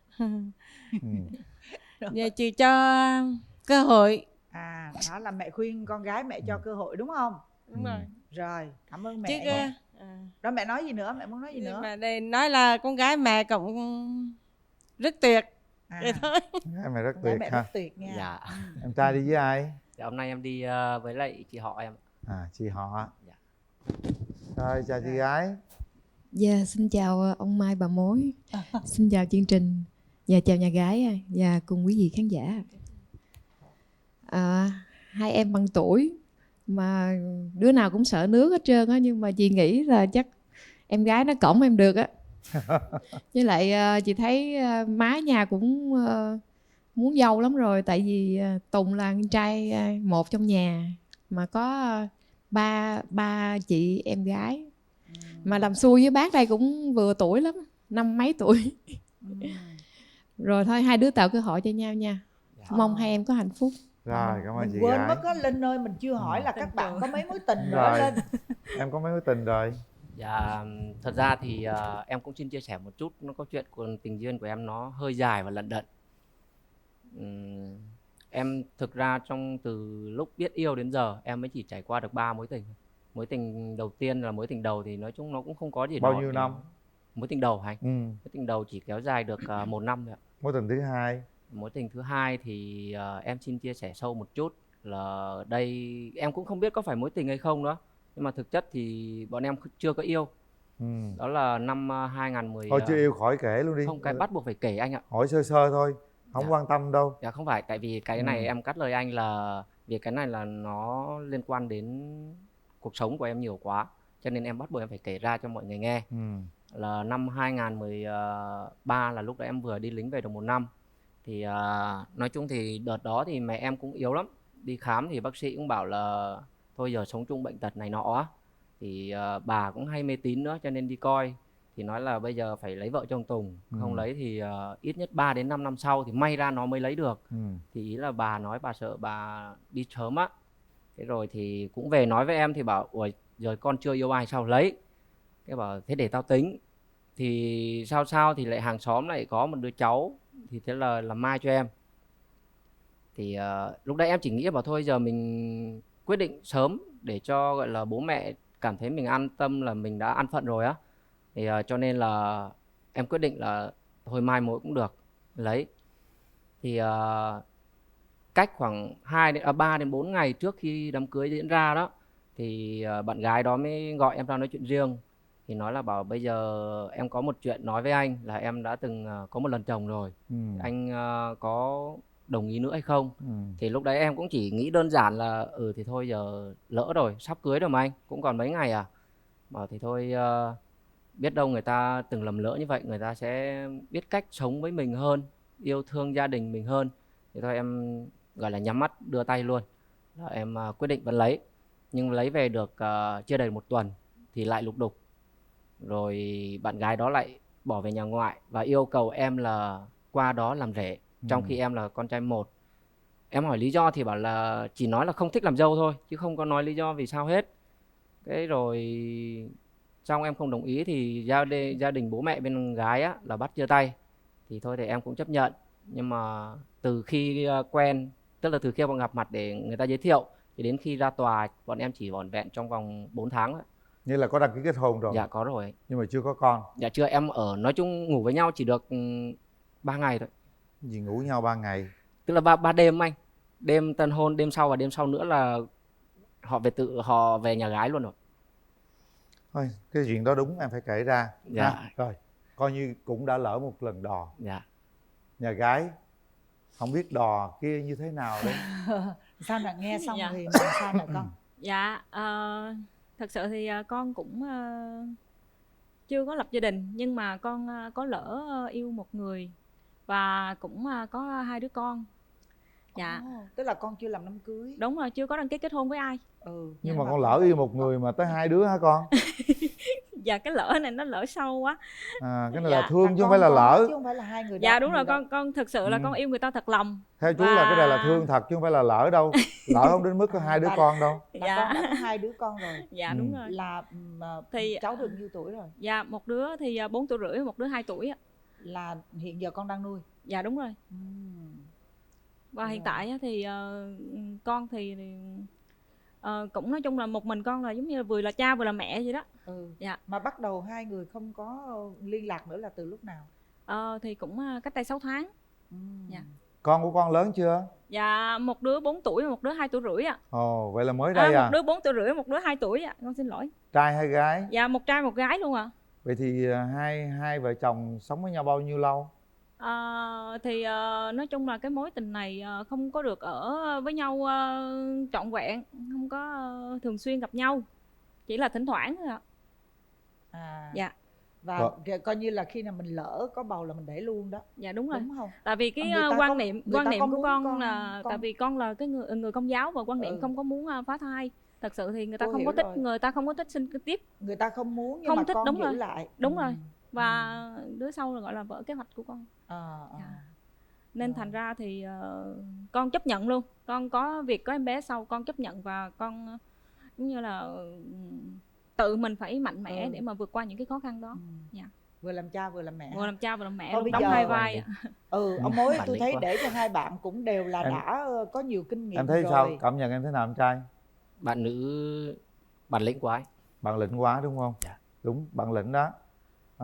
Bây giờ thì thôi hai bạn gặp nhau đi. Đúng rồi rồi. chúng ta sẽ xem coi nó như thế nào, có hợp với nhau hay không, rồi có tính nói chuyện tương lai được hay không nhá. Dạ. Mở rào.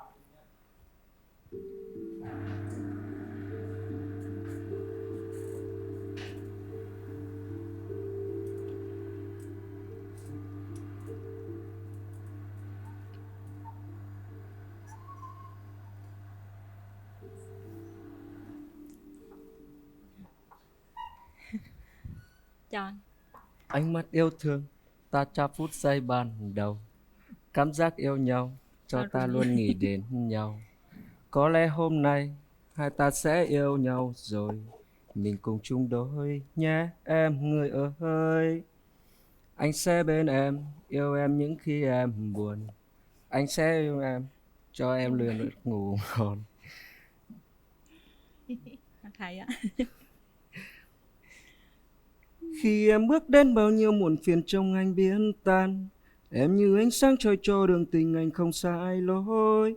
Anh xin mãi mãi yêu em trọn đời, yêu không oán than, chỉ cần em vui đối với anh vậy thôi. Đôi khi những lúc vu vơ giận hơn xin em bỏ qua, mong em hãy nhớ anh yêu thật lòng, yêu không gian dối. Anh sẽ cố gắng cho em những gì mà em ước mong, anh sẽ nắm lấy tay em không bao giờ buông. Xin hết. Trời ơi, lãng mạn quá, bạn này thật chắc là tuyệt vời đó lãng mà. mạn. Anh ơi, em cũng có một món quà để tặng anh. Rồi, cảm ơn. Đây là một cái lăng khử mùi của sản phẩm Trời công ty của Mỹ.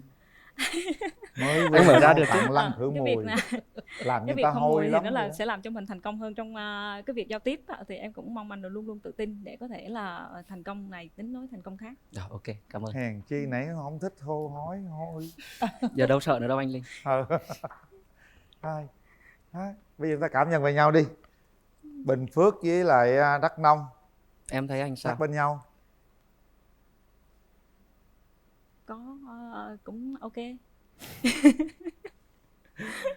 Đúng ra khi nghe em chia sẻ câu chuyện của mình á thì thật sự anh hơi sốc. Em bản lĩnh. Tại vì không phải có nhiều người phụ nữ người ta dám làm được những điều như thế. Cho nên thì em có thể nói hơn anh nhiều thứ luôn. Sao im lặng? Cảm ơn anh. Anh thấy em sao? Xinh. Và như anh chia sẻ đó, em là một người phụ nữ mạnh mẽ. Còn về những điều khác thì giờ anh chưa thể nói ra được. Còn nhưng mà về lần gặp đầu tiên, lúc nhìn mở rèm ra nhìn thì anh cũng có một chút ấn tượng tốt về em. Nếu như mà chúng ta tiến xa hơn á, thì khi mà chắc chắn chúng ta sẽ sinh thêm con đó, thì cái chuyện con chung, con riêng của vấn đề chúng ta lớn đó lao không? thì em trai nghĩ như thế nào? Thì đối với em thì cái vấn đề đó thì ai cũng có cuộc sống và quá khứ mà anh Linh. Cho nên thì nói chung mình đã có đến được với nhau hay không, và đã đến được với nhau thì mình chấp nhận thôi. Vì đã yêu nhau thì đi yêu cả đường đi lối về. Cho nên thì mấy cái vấn đề đó đối với anh thì không có quan trọng lắm. Quan trọng là hai đứa bé có dám chấp nhận anh hay không. Và nói thì anh cũng chưa bao giờ anh làm cha, nhưng mà trong nhà thì có đến 3 đứa cháu. Hiện tại thì 4 đứa. Thì một tay anh là nói chung là nuôi 3 đứa. Ở trong nhà anh từ khi sinh ra cho đến bây giờ đứa cháu đầu á là chuẩn bị đi thi đại học rồi, vẫn đang ở trong nhà. Tuy có nhà bố mẹ nhưng mà cứ ăn rồi ngủ ở bên đó, ăn ở bên đó xong về nhà anh ngủ. Còn đứa cháu thứ ba hiện tại là đang ở với anh. Cho nên tuy anh chưa làm cha nhưng mà cũng có một chút gọi là kinh nghiệm làm cha, cho nên vấn đề đó thì không phải lo. Còn anh muốn hỏi em là em có sợ làm dâu? Thì cái việc mà quan tâm người khác á, đó là cái mong muốn của em. Thì từ trước đến giờ mình cũng sống một mình rồi, cũng tự do không quen rồi, thì mình chỉ có biết quan tâm trong cái gia đình của mình thôi và những đứa con của mình. Thì em cũng chưa giống như là chưa có kinh nghiệm trong cái việc chăm sóc người giống như người lớn tuổi á, ví dụ như là người Không, anh cắt ngang một chút là ba mẹ anh vẫn khỏe chứ không phải là bây giờ là già yếu mình cần về mình phải chăm sóc. Ý anh muốn hỏi là bây giờ em có ngại về làm dâu trong một gia đình người lạ không á? Cũng không ngại với vấn đề làm dâu. Ủa, cho anh hỏi nó là bây giờ em hiện tại sống với ba mẹ hay là sống với hai đứa bé? Hiện tại đang sống một mình và hai đứa bé. Ủa, hai cháu ở với em là ở Bình Phước luôn? Đúng rồi. Và là ở nhà riêng hay là nhà của ba mẹ? Ở nhà riêng, ở nhà riêng. Nhà riêng luôn. Dạ. Tại Lộc Ninh, Bình Phước luôn. Dạ đúng rồi. Ủa, Lộc Ninh là khúc nào ta? Tại vì anh đi từ Sài Gòn về Đắk Nông anh vẫn đi xe máy á. Đi qua chắc chắn phải qua Bình Phước, nhưng mà Lộc Ninh là khúc nào? Đi chân thành đi hướng quốc lộ 13. Quốc lộ 13. À vậy là thẳng quốc lộ 13 xuống không? Đắk Nông thì đi quốc lộ 14. Đúng rồi, đúng rồi.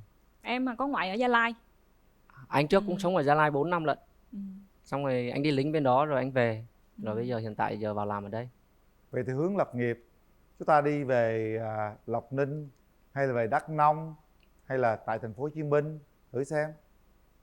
Em thì em vẫn luôn muốn hướng về gia đình, cho nên là trong năm nay hoặc năm tới là anh tính là mình sẽ đi học một cái nghề gọi là nghề đầu bếp, nghiệp vụ bếp trưởng, rồi về tại quê nhà anh tự mở quán. Không biết là em có cái máu làm ăn gọi là ăn uống bên mảng ăn uống?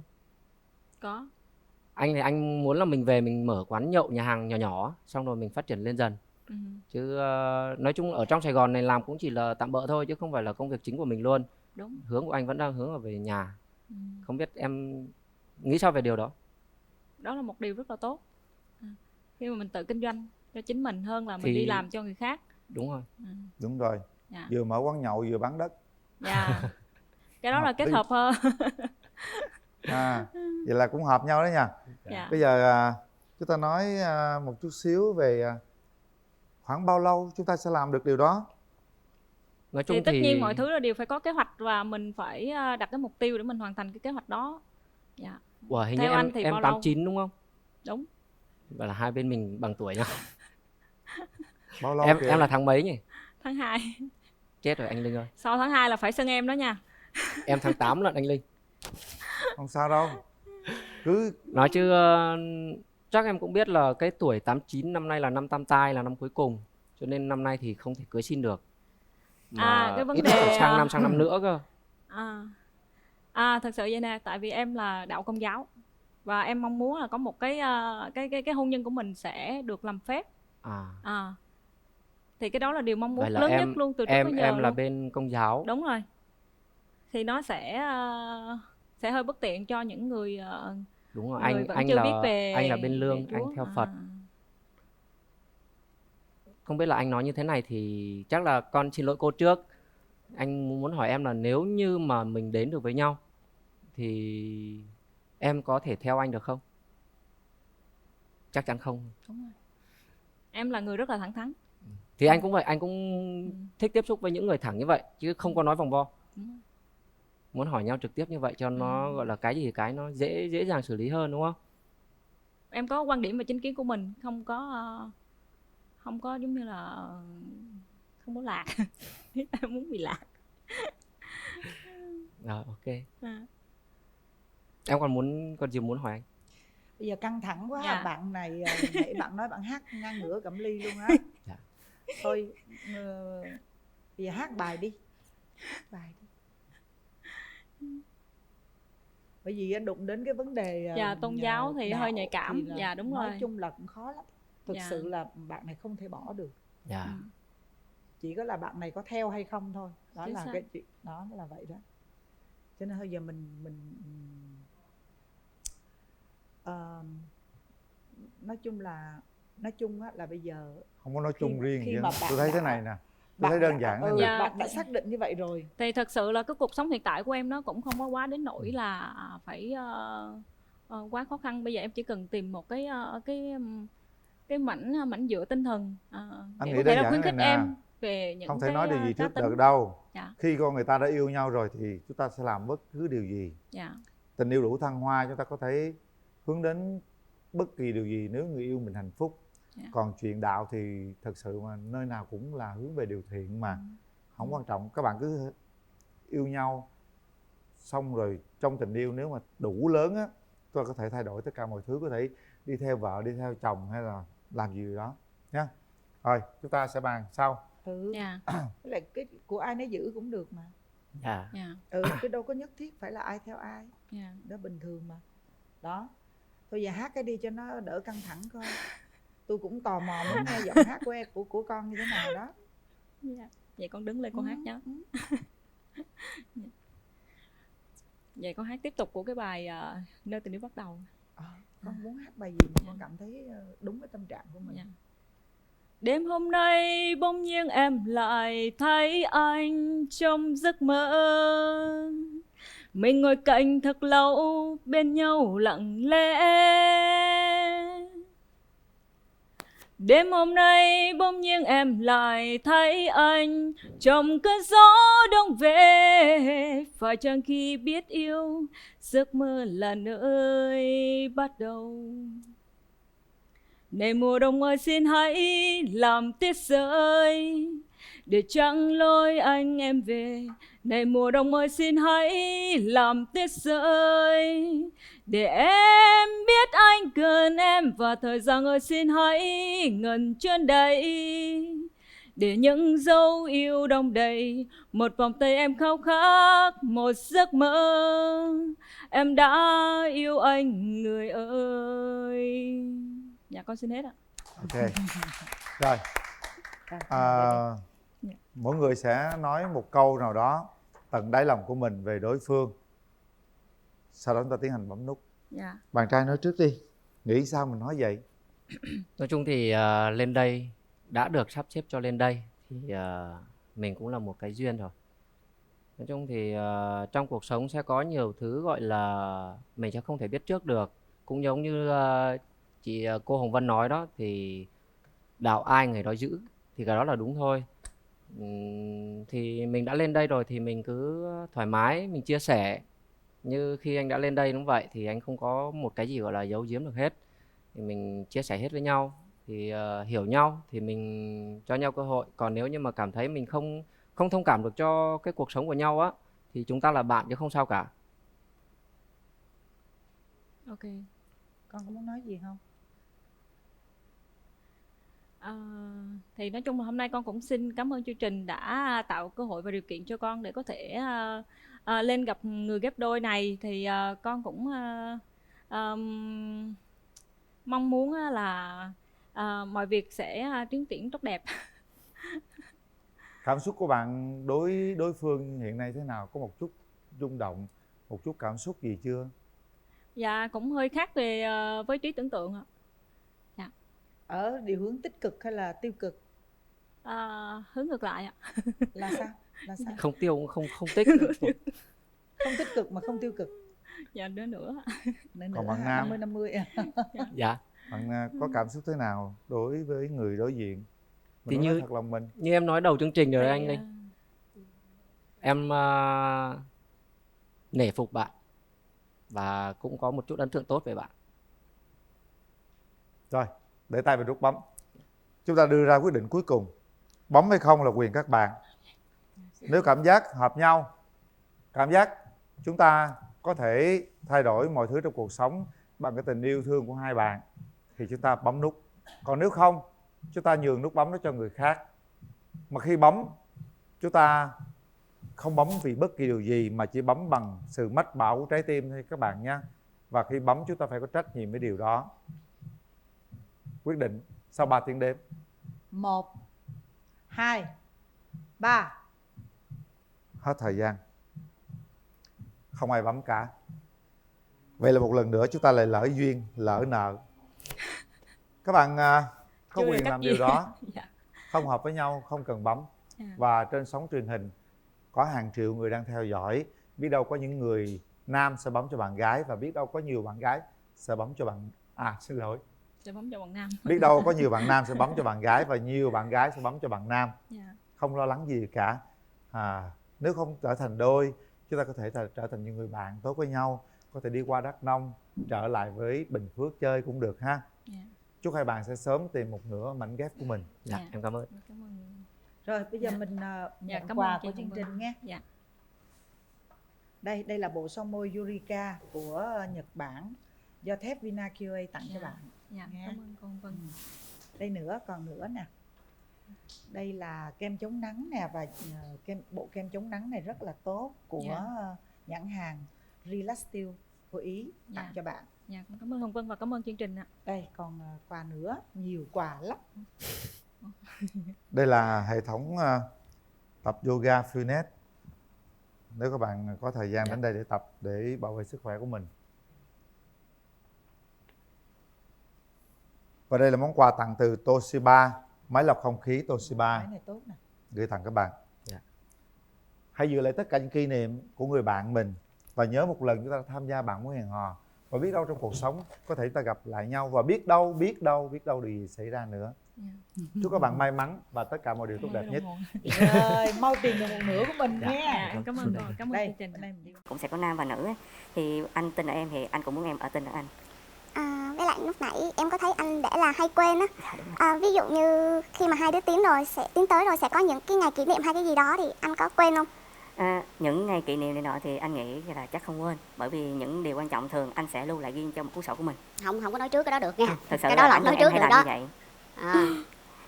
Ở trên sân khấu này nói cái gì là mai mốt xuống sân khấu là phải làm y chang như vậy nha, cho nên đừng có nói trước nha. Mời giờ gái giới thiệu về mình cho nhà trai nghe cái coi nào. Dạ, xin chào chị Ngọc Lan, xin chào chú Quyền Linh và xin chào bạn Nam ạ. Em tên là Nguyễn Thị Minh Thúy, nghệ danh là Băng Băng. Năm nay em 22 tuổi và hiện tại đang là sinh viên năm cuối của trường Cao đẳng Văn hóa Nghệ thuật ạ. Nghệ danh Băng Băng hả? Nghệ Dạ, danh Băng Băng tức là Trời mình đã có đi biểu diễn chưa mà mình có nghệ danh? Dạ, nghệ danh này là từ nhỏ của em tới lớn rồi. Tức là tên ở nhà hay là sao? Bạn bè biết qua từ lúc đi học từ năm lớp 6. Vậy hả? Rồi thôi sơ sơ là vậy đó, giờ tới nhà trai đi. Dạ, xin chào tất cả mọi người.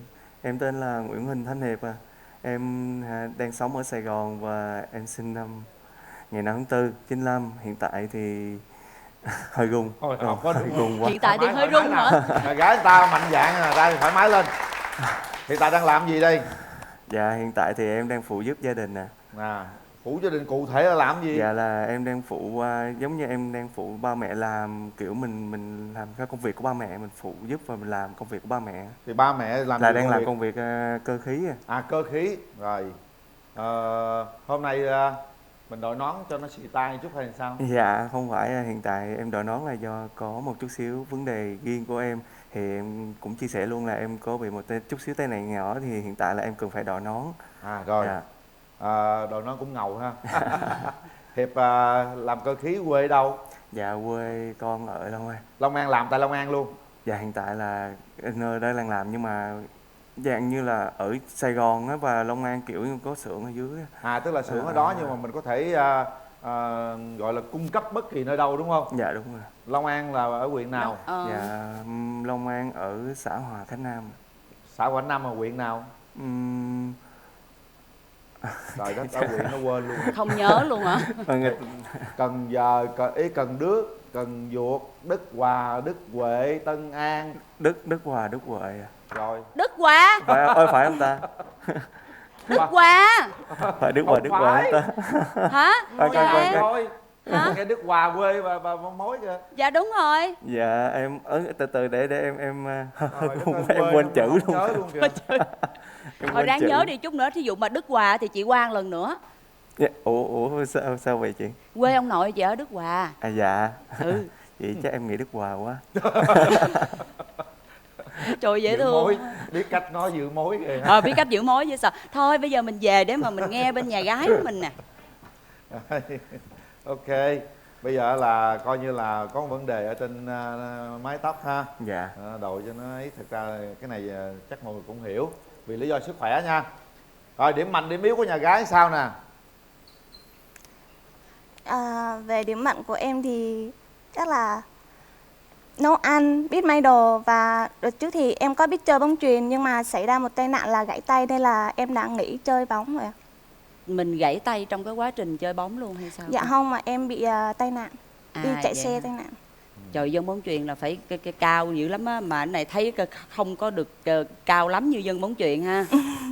Hồi đó chị cũng là chơi bóng chuyền, Dạ. mà chị chơi được có 1 năm rồi cái chị không chơi nữa tại chị mệt á. Năm đó bóng chuyền đang suy thoái đó. Dạ không có chơi trong trường á chú.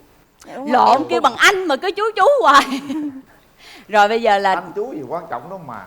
cái đó là điểm mạnh. Rồi còn điểm yếu của mình? Điểm yếu của em là hơi nhút nhát trước đám đông. Với lại em sợ người khác mất lòng. Vậy hả? Chị thấy ở bên kia là nhút nhát hơn em luôn đó, cho nên là em đừng lo, tự tin lên. Chắc là do em học ngành diễn viên á, nên là giờ nó đỡ hơn một xíu. Nhà trai sao? Điểm mạnh điểm yếu sao nè? Dạ thì điểm mạnh của em là cũng biết nấu ăn, làm việc nhà, với lại em thích cười lắm, em hay cười nhiều. Hay cười đúng không? Dạ, kiểu như em biết chăm sóc mọi người, gia đình hay mọi người xung quanh em cũng biết rất là biết chăm sóc và biết thể hiện cái làm trò vui cho nhà đình vui á. Vậy là tốt rồi. Dạ. Nhưng mà nhút nhát vậy sao làm trò vui cho người khác được? Dạ, ông ở nhà em khác. Ở nhà khác với đúng bạn không? bè khác lắm Ra ngoài đường là mình hơi nhút nhát, nhưng về nhà không nhút nhát đúng không? Dạ không, ở ngoài đường luôn, chỉ ở đây hơn. Có tật xấu gì không? Dạ thì tật xấu của em thì hay quên. Dạ em bị hay quên với lại hơi hậu đậu một chút xíu. Kiểu mẹ dặn làm ở đó cái hay quên, cái em quên cái không làm luôn. Kiểu Có vậy. khi nào chở mẹ đi chợ rồi cái mẹ dặn đón mà cái quên luôn, Dạ bỏ có. mẹ chợ luôn không? Có. Có không? Dạ có. Có luôn hả? Mẹ gọi điện mày đang đâu vậy? Con nói ủa con ở nhà đó mẹ ở đâu à? Mày đi chở đi đâu mẹ hỏi tao. Bắt tay một cái. Dạ. Tại vì chị cũng đã từng quên bà vú của chị ở chợ một lần rồi. Chở bà vú đi chợ xong rồi cái te đi về rồi cái nằm võng đu đưa rồi bà vú hỏi ủa con đang ở đâu? Con đang nằm ở nhà nè. Rồi con nhớ con quên gì không? Con đâu quên gì đâu. Cái bà vú bà kêu chứ mày quên tao ở chợ chứ ở đâu. Đó, một cái vụ án mà chấn động luôn á. Quên bà vú ba lớn mà còn biết đường đi về. Đừng có chở con đi đâu mà quên con nha. Tội nghiệp nhỏ nha Ngọc Lan. Con sợ lắm cho nên lúc nào đi ra đường với con của con là cũng có nhiều người đi theo. Phải buộc đứa nhỏ vô, có cái đồ buộc đó sau lưng rồi nè. Sao nói là mình hay làm cho người khác cười lắm hả? Dạ đúng rồi, tại em thích như vậy. Bây giờ một chút nữa cái mình mở rào ra mình làm cho bên kia cười đi, chứ thấy bên kia nãy giờ hơi run hơi nhát á. Em thấy em run hơn bạn đó nữa. Run. Rồi sao làm cho người ta cười cái ông này? Em sẽ cố gắng. Rồi bây giờ mình đi qua bên kia mình hỏi cái tình trường của bạn bên kia như thế nào nha. Sao? Bây giờ mình chia sẻ về cái tình trường của mình đi. Bao nhiêu mối tình rồi? Em trải qua 3 mối tình. Mối tình 1 thì được 1 năm. Thì nói chung là hai người cũng có xảy ra nhiều xích mích với nhau. Tại do là em muốn bạn tốt hơn, về ví dụ bạn bỏ hút thuốc. Với lại bạn cũng hồi đó là em quen năm 17 tuổi và bạn cũng hay đi đến nhau nữa, nên là em muốn bạn tốt hơn, nhưng mà càng về sau thì bạn lại không làm lại những cái điều đó và là xích mích nhiều. Thì nên là em đã chọn quyết định là cho mỗi người một lối đi riêng. Nói chung là cái mối tình cũng còn trẻ cho nên là Dạ, đúng rồi. hai bạn không ai chịu nhường ai hết. Là vậy thôi hả? Có nhiêu đó thôi hả? 3 mối tình nhưng mà chưa có mối tình nào sâu sắc lắm. Dạ đúng rồi. Hiệp mấy mối tình Hiệp? Dạ em thì cũng 3 mối tình. Cũng 3 mối hả? Dạ. Mối dài nhất là mấy năm Hiệp? Dạ 3 năm. 3 năm. Nhưng cái mối đó sao chia tay? Bạn đó không trân trọng và tôn trọng em. Không trân trọng và không tôn trọng luôn? Dạ. Trời ơi. Nhưng mà mình có tôn trọng với trân trọng người ta không? Dạ có. Lúc nào em cũng là người xuống nước và xin lỗi trước hết, không cần biết là lý do gì. Vậy đó hả? Dạ. Rồi thuyết phục không được? Dạ không phải là cái không, em kiểu bạn đó không thay đổi, em bảo bạn đó thay đổi, sửa đi. Tại em cũng vì bạn đó em thay đổi, mà tại sao bạn đó không thay đổi vì em? Rồi không cùng cái quan điểm mà ha. Dạ. Rồi bây giờ thì Hiệp muốn người tình của mình như thế nào? Dạ em muốn bạn đó là thích cũng giống như em này, thích cười vui vẻ, cũng hòa đồng. Đơn giản vậy đó hả? Dạ với lại kiểu Tại nói thì nói vậy nhưng mà khi mình tiếp xúc nhau mình mới biết được những cái điểm mạnh điểm yếu của nhau như thế nào thôi. Có một cái hình mẫu lý tưởng nào không Hiệp? Dạ không ạ. Em quan trọng ở con tim và cảm xúc mình hơn. Cao thấp gì cũng được đúng không? Dạ. Xấu đẹp gì cũng được đúng không? Nếu mà nói xấu đẹp thì cũng phải ưa nhìn một chút chị ạ. Trời ơi, bên đây là con gái không ai xấu đâu. Bên đây nhìn một cái là ưa liền luôn á. Ưa không? Ưa lắm, bây ưa giờ luôn. Chỉ bên đó sao nè, coi nó giống nhà trai không nè. Dạ thì về ngoại hình thì bạn phải cao hơn em. Còn về tính cách thì bạn phải trưởng thành và biết lắng nghe rồi chia sẻ với người yêu của mình. Cái này thì chắc là có, chị nghĩ là có. Tại vì bên đó đã trải qua mối tình 3 năm và cũng đã chịu đựng, cũng đã lắng nghe, cũng đã xuống nước rất là nhiều rồi đó. Cho nên là chắc có kinh nghiệm rồi. Nhưng Hiệp trưởng thành chưa?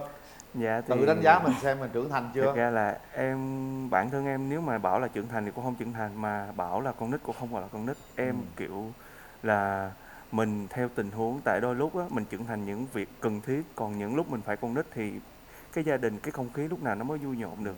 Giả bộ nhõng nhẽo cho nó vui đúng không? Dạ đúng rồi. Rồi mẫu hình, có mẫu hình nào mà bên đó hướng tới không em gái? Tức là cao thấp, lùn hay là người ta nói giống là ai không? Người ta thích người cao hơn rồi. Nhưng mà có mẫu hình nào lý tưởng không? Tức là một cái người nào đó. Giống ai? Tức là em tưởng tượng em muốn có một người bạn trai giống ai? Giống Lee Min Ho hay là giống chú Quyền Linh hay là giống ai? Dạ thì giống Trấn Thành ạ, tại vì em hâm mộ chú. Giống ai? Trấn Thành. Trấn Thành hả? Dạ. Giống Trấn Thành. Trấn gì đây? Giống không? Bên kia giống Trấn Thành đúng không? Đây giống á. Đây cũng Trấn Hiệp à. Không giỡn đâu. Để tôi qua tôi coi nhà gái sao. Trời ơi. Xinh rồi nha. Dễ thương. Đã Xinh nói rồi, đó. nhìn cái là ưa liền. Đúng rồi. Nè, phái vui đúng không? Dạ. Phái Trấn Thành là phái vui đúng không? Dạ đúng rồi. Vui nhà vui cửa đúng không?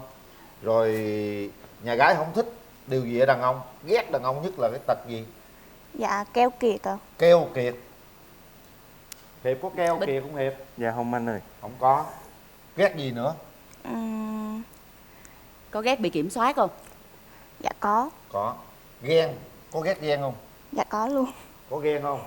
Em đúng chuyện, đúng lúc, đúng chỗ, không em vậy. Vậy chứ nhà gái có ghen không mà ghét nhà trai ghen? Dạ em thì cũng bình thường, đúng lúc đúng chỗ như bạn Nam vậy. Rồi, vậy hai đứa đúng lúc đúng chỗ mới ghen. Mà đúng lúc đúng chỗ là hoài luôn là mệt lắm nha. Rồi, được rồi. Tiêu chí hai bên nghe hết rồi nha. Bây giờ mình hỏi người thân coi làm sao rồi cái mình cho gặp mặt thôi. Hả? Em đi với ai? Dạ em đi một mình thôi ạ. À vậy hả? Dịch bệnh này nên đi một mình ha, lẻ tẻ vậy đó. Dạ em cũng đi một mình luôn. Một mình, yên tâm có ông Mai bà mối rồi. Khỏi lo, bây giờ hai đứa gặp nhau đi ha. Coi nói chuyện coi hợp tính tình sao. Rồi tụi tôi tính cho. Đúng. Mở rào.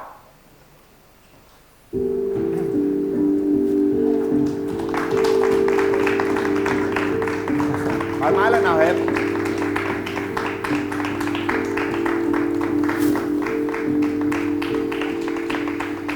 Nào. Nhà gái thông cảm nha, nhà trai có bệnh là đồ nó ấm đầu. Dạ em có anh có món quà tặng em. Dạ em cảm ơn. Đứng đó Hiệp, đứng kế bên. Dạ em cũng có món quà tặng anh là này là sinh nhân hai mặt anh hùng, và em mong anh là cũng sẽ mạnh mẽ như nó để bảo vệ người bình thường. Anh cảm ơn em nhiều. Dạ. Thang đứng đó kia. Mở món quà tặng em gái cái gì đó. Em cứ mở thử đi. Là một cái móc khóa thôi.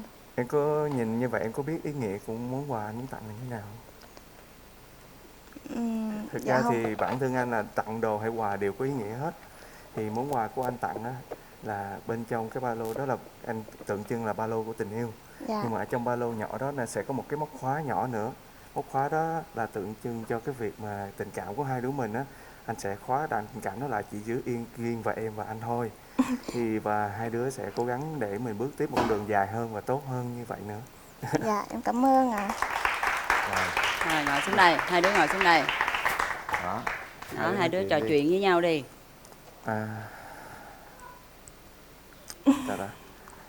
Không biết cảm nhận của em về anh như thế nào? Thì em khá thích cái giọng nói của anh, nghe rất ấm. Còn Anh cảm ơn. dạ Còn gì nữa không? Em có thể nói anh nghe thêm được không? Vậy anh cũng được.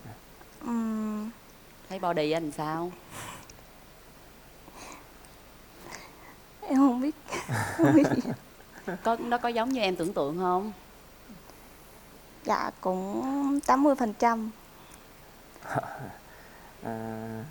Chết rồi. Vậy đứng hình này chú Quyền Linh. Đứng hình hả? Rồi Còn kêu không chú biết Quyền Linh nói giúp. nghe. Được rồi đó, bây giờ nè. Bây giờ hỏi coi bây giờ sở thích của em gái gì, em mong muốn người chồng tương lai của em phải làm gì, hỏi đi. Dạ không biết, anh không biết em là cái sở thích của em nó như thế nào á, xem mình cái sở thích của anh và em nó có giống nhau nhiều hay không? Anh thích chơi game không? Có. Dạ, em rất thích chơi game. Hai đứa lấy nhau gì chơi game thì rồi biết. Anh hả? Anh chơi thường xuyên, anh cũng hay chơi với bạn bè lắm. Dạ. Nếu mà tại vì cái ngành của em là theo đuổi là ngành diễn viên á, Dạ. thì em sẽ tiếp xúc rất là nhiều người, trong đó có sẽ những bạn nam, thì không biết là anh có thông cảm chuyện đó không? Không sao cả, quan trọng là khi mình đã có cảm với nhau thì em phải tin tưởng em chứ. Tại bởi vì anh cũng sẽ có những mối quan hệ, cũng có những bạn, cũng có những cuộc xã giao như nọ, thì cũng sẽ có nam và nữ ấy. Thì anh tin ở em thì anh cũng muốn em ở tin ở anh. Với lại lúc nãy em có thấy anh để là hay quên á. Ví dụ như khi mà hai đứa tiến tới rồi sẽ có những cái ngày kỷ niệm hay cái gì đó thì anh có quên không? Những ngày kỷ niệm này nọ thì anh nghĩ là chắc không quên, bởi vì những điều quan trọng thường anh sẽ lưu lại ghi cho một cuốn sổ của mình. Không có nói trước cái đó được nha. Thực sự cái đó là không nói trước được đó. như vậy. Ở trên sân khấu này nói cái gì là mai mốt xuống sân khấu là phải làm y chang như vậy nha, cho nên đừng có nói trước nha. Trai người ta hứa cái gì là chắc chắn và mối ôi. Em được một cái là nói được làm được. Đúng rồi. Thật ra vậy nè, mấy cái chuyện mà những cái ngày kỷ niệm á, đối với chị á nha, thì lỡ mà bạn trai có quên á thì không sao đâu, bạn gái cứ nhắc đi, không có sao. Mấy cái đó nó cũng không có là quá quan trọng để mà chúng ta cứ phải chăm vào cái việc đó để mà bắt lỗi nhau. Có cái mẹo á, mình không nhắc mình nhờ ai nhắc đó. Đúng rồi. Giả bộ vu vơ đồ viết Facebook đồ là người ta nhớ à. Nhớ không? Em mai mốt mà ví dụ bên kia mà có quên á thì mình nhắc nhẹ chứ mình cũng đừng giận nghe không? Dạ. Rồi bây giờ nè, bên kia đi làm tuốt ở Long An lận rồi, ví dụ hẹn hò với nhau rồi gặp nhau ở đâu, rồi thời gian bao lâu rồi gặp nhau một lần? Không chị, em kiểu là chạy lên chạy xuống Long An với Sài Gòn liên tục kiểu vậy á. Em kiểu tại mẹ em ở trên Sài Gòn thì ba em thì kiểu ở dưới, em kiểu chạy lên chạy xuống đây cũng phải phụ giúp cho hai người. Kiểu là vậy. Cho nên thì cái thời gian gặp thì em nghĩ là cũng dễ, có thể là do bạn nữ quyết định đi, tại bởi vì bạn đó còn việc học và những cái công việc hay gì đó riêng, thì em buổi sáng bạn đó cũng bận, em bận, thì tối thì có thể do bạn đó sắp xếp ngày nào rảnh thì cả hai có thể gặp nhau cũng được em dễ lắm. Rồi bây giờ hỏi thôi, khoảng bao nhiêu lâu thì em sẽ cho bên nhà trai bước tới? Hỏi đi. Khoảng bao nhiêu lâu thì em sẽ cho anh bước đến gần em hơn? Em nghĩ cái này là tùy vào hai đứa, là do cách nói chuyện của hai đứa có hợp với nhau không, hay là có cái gì điểm chung với nhau không thì lúc đó sẽ tới với nhau, còn không thì mình có thể làm bạn.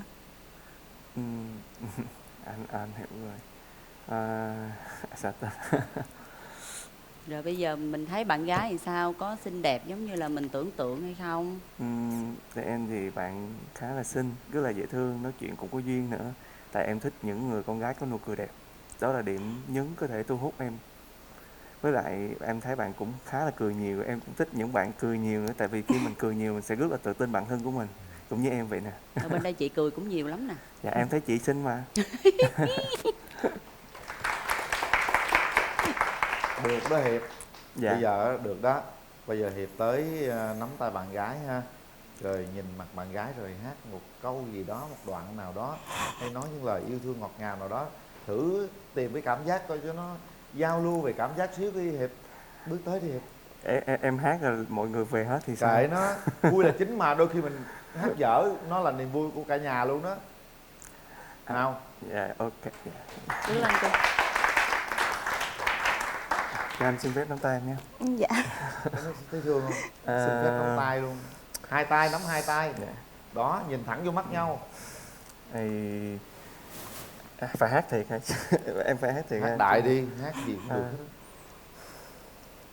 Em ơi lâu đài tình ai đó, sáng trong ánh tinh cầu xa, cho nên cho dù ngàn năm qua còn vẫn vương đôi hồn hoa.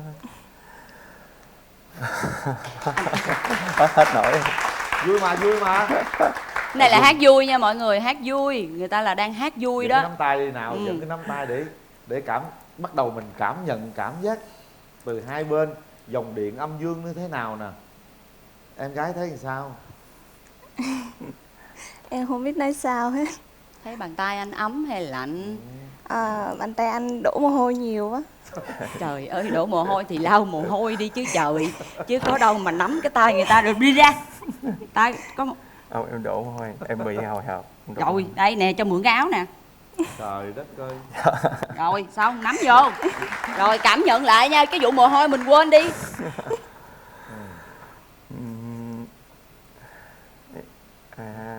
Anh kiểu tay bằng đó hơi lạnh.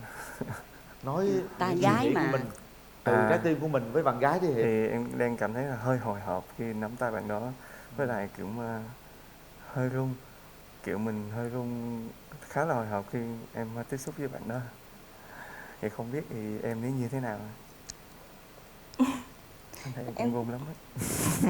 Hiệp nói quan điểm hôn nhân gia đình cho bạn gái nghe đi. Và ngược lại, nhìn thẳng mặt bạn gái nói, đừng có mắc cỡ gì hết trơn á. Dạ, quan điểm hôn nhân của anh đó thì nó cũng đơn giản thôi. Thì thực ra quan điểm anh là vui, hiểu, thấu đáo, quan tâm, chia sẻ là đủ rồi. Đối với anh là như vậy là được. Với lại một điều nữa là hiếu thuận với cả hai gia đình. Tại bởi vì anh thực sự đây, anh nghĩ em cũng sẽ rất là hiếu thuận ba mẹ. Anh cũng vậy, anh cũng rất là thương ba mẹ anh. Thì mong sau này anh cũng, nếu mà cả hai có hướng tới một cái gì đó xa hơn á, thì anh mong những cái điều đó nó vẫn sẽ tiếp tục mãi bền vững ở trong cái gia đình nhỏ và cả gia đình lớn của mình. Dạ. Bạn gái nói luôn. Sao thấy mai mốt mình lấy nhau rồi có muốn làm dâu không? Muốn ở chung với ba mẹ hay là muốn ở riêng hay sao thì mình nói quan điểm của mình ra. Thì em ở riêng hay ở chung cũng được. Thì, chung là nếu mà hai đứa về chung một nhà thì quan điểm của em là mong là hai đứa sẽ hiểu nhau hơn, sẽ nhường nhịn nhau nhiều hơn. Dạ, nhường nhịn nhau nhiều hơn và sẽ hiểu cho công việc của mỗi người hơn. Cái đó em ghen vào lúc nào? Thì anh hỏi em thì ví dụ như những trường hợp mà có thể làm em ghen như thế nào thì em có thể nói anh biết đâu, để anh biết sau này kiểu như anh biết anh có thể tránh để làm em không vui những vì cái điều đó, chẳng hạn là như vậy. Chung là ai cũng có nhiều mối quan hệ, có bạn là con nữ giới nhưng mà đừng có thân mật quá là được rồi. Cái này thì em yên tâm. Dạ. Anh luôn giữ khoảng cách với lại tất cả mọi người, cả bạn bè hay gì của anh luôn có một khoảng cách nhất định. Vui, cười, giỡn hớt thì có, nhưng mà nhây thì có, nhưng mà kiểu mà sáp lại quá thì chắc không. Rồi về chỗ đi, được rồi đó. Thiệt nào. Bên nhà trai là đứng hình rồi đó ha. Hiệp đã nói như thế. Bây giờ quan trọng là nhà gái có tạo cơ hội cho nhà trai kết nối đến với mình hay không? Riêng nhà gái á, thì nhà gái rất là thích một cái câu nói của bạn này. Đó là anh rất là thương ba mẹ. Mà anh cũng nhìn thấy em cũng là một người rất là kính hiếu với ba mẹ. Cho nên anh tin một điều rằng là hả?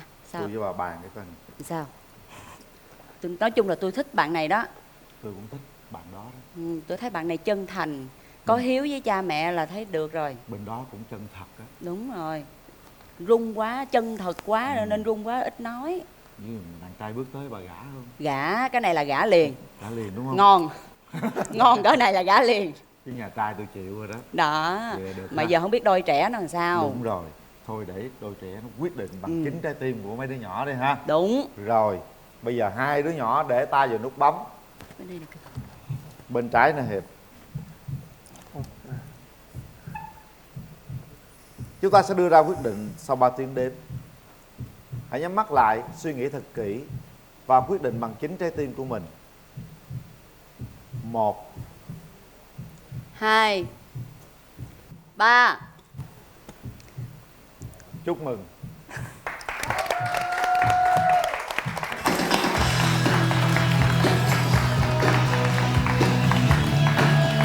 Chính thức chúng ta đã hẹn hò với nhau, hãy nắm tay nhau đi nào. Đó, đẹp đôi mặt lắm. ông vui ra mặt luôn. Lúc nào cũng cười, bên kia lúc nào cũng cười. Bây giờ hai người cùng cười và hai cái nụ cười này nó sẽ kết nối với nhau, nó cười hoài luôn cả cuộc đời luôn, được không? Dạ được. Được ha. Cho dù phong ba bão tố, cho dù có những gì khó khăn, hãy ngồi lại với nói chuyện với nhau để chúng ta cùng cười, cùng nắm chặt tay nhau để vượt qua dông bão của cuộc sống nha. Dạ. Cảm giác của Hiệp giờ làm sao nè, nói cho bạn gái biết đi. Thì như nãy nói em vẫn còn hồi hộp. Hồi hộp ha. Dạ, với hơi run vẫn chưa hết. Mà có cảm thấy vui không khi mà bên đây bấm nút?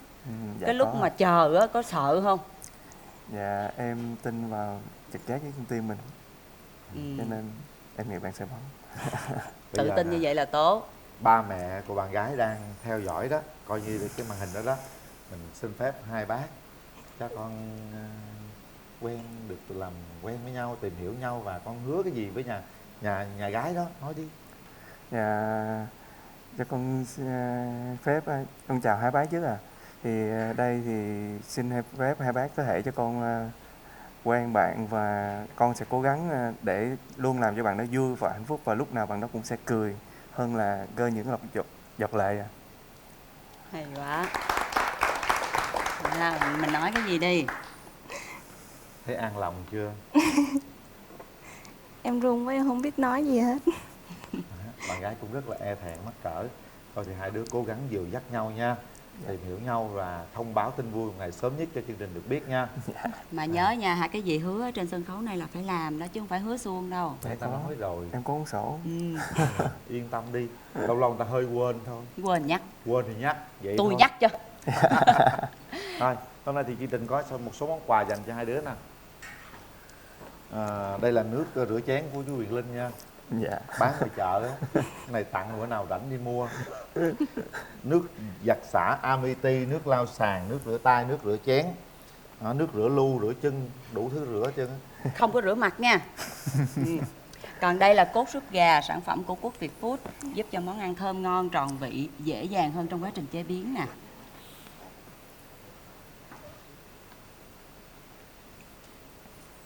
Ủa cái này là tặng liền. Ủa cái này tặng liền luôn hả ta? Hay là sao? Tặng đi. Dạ.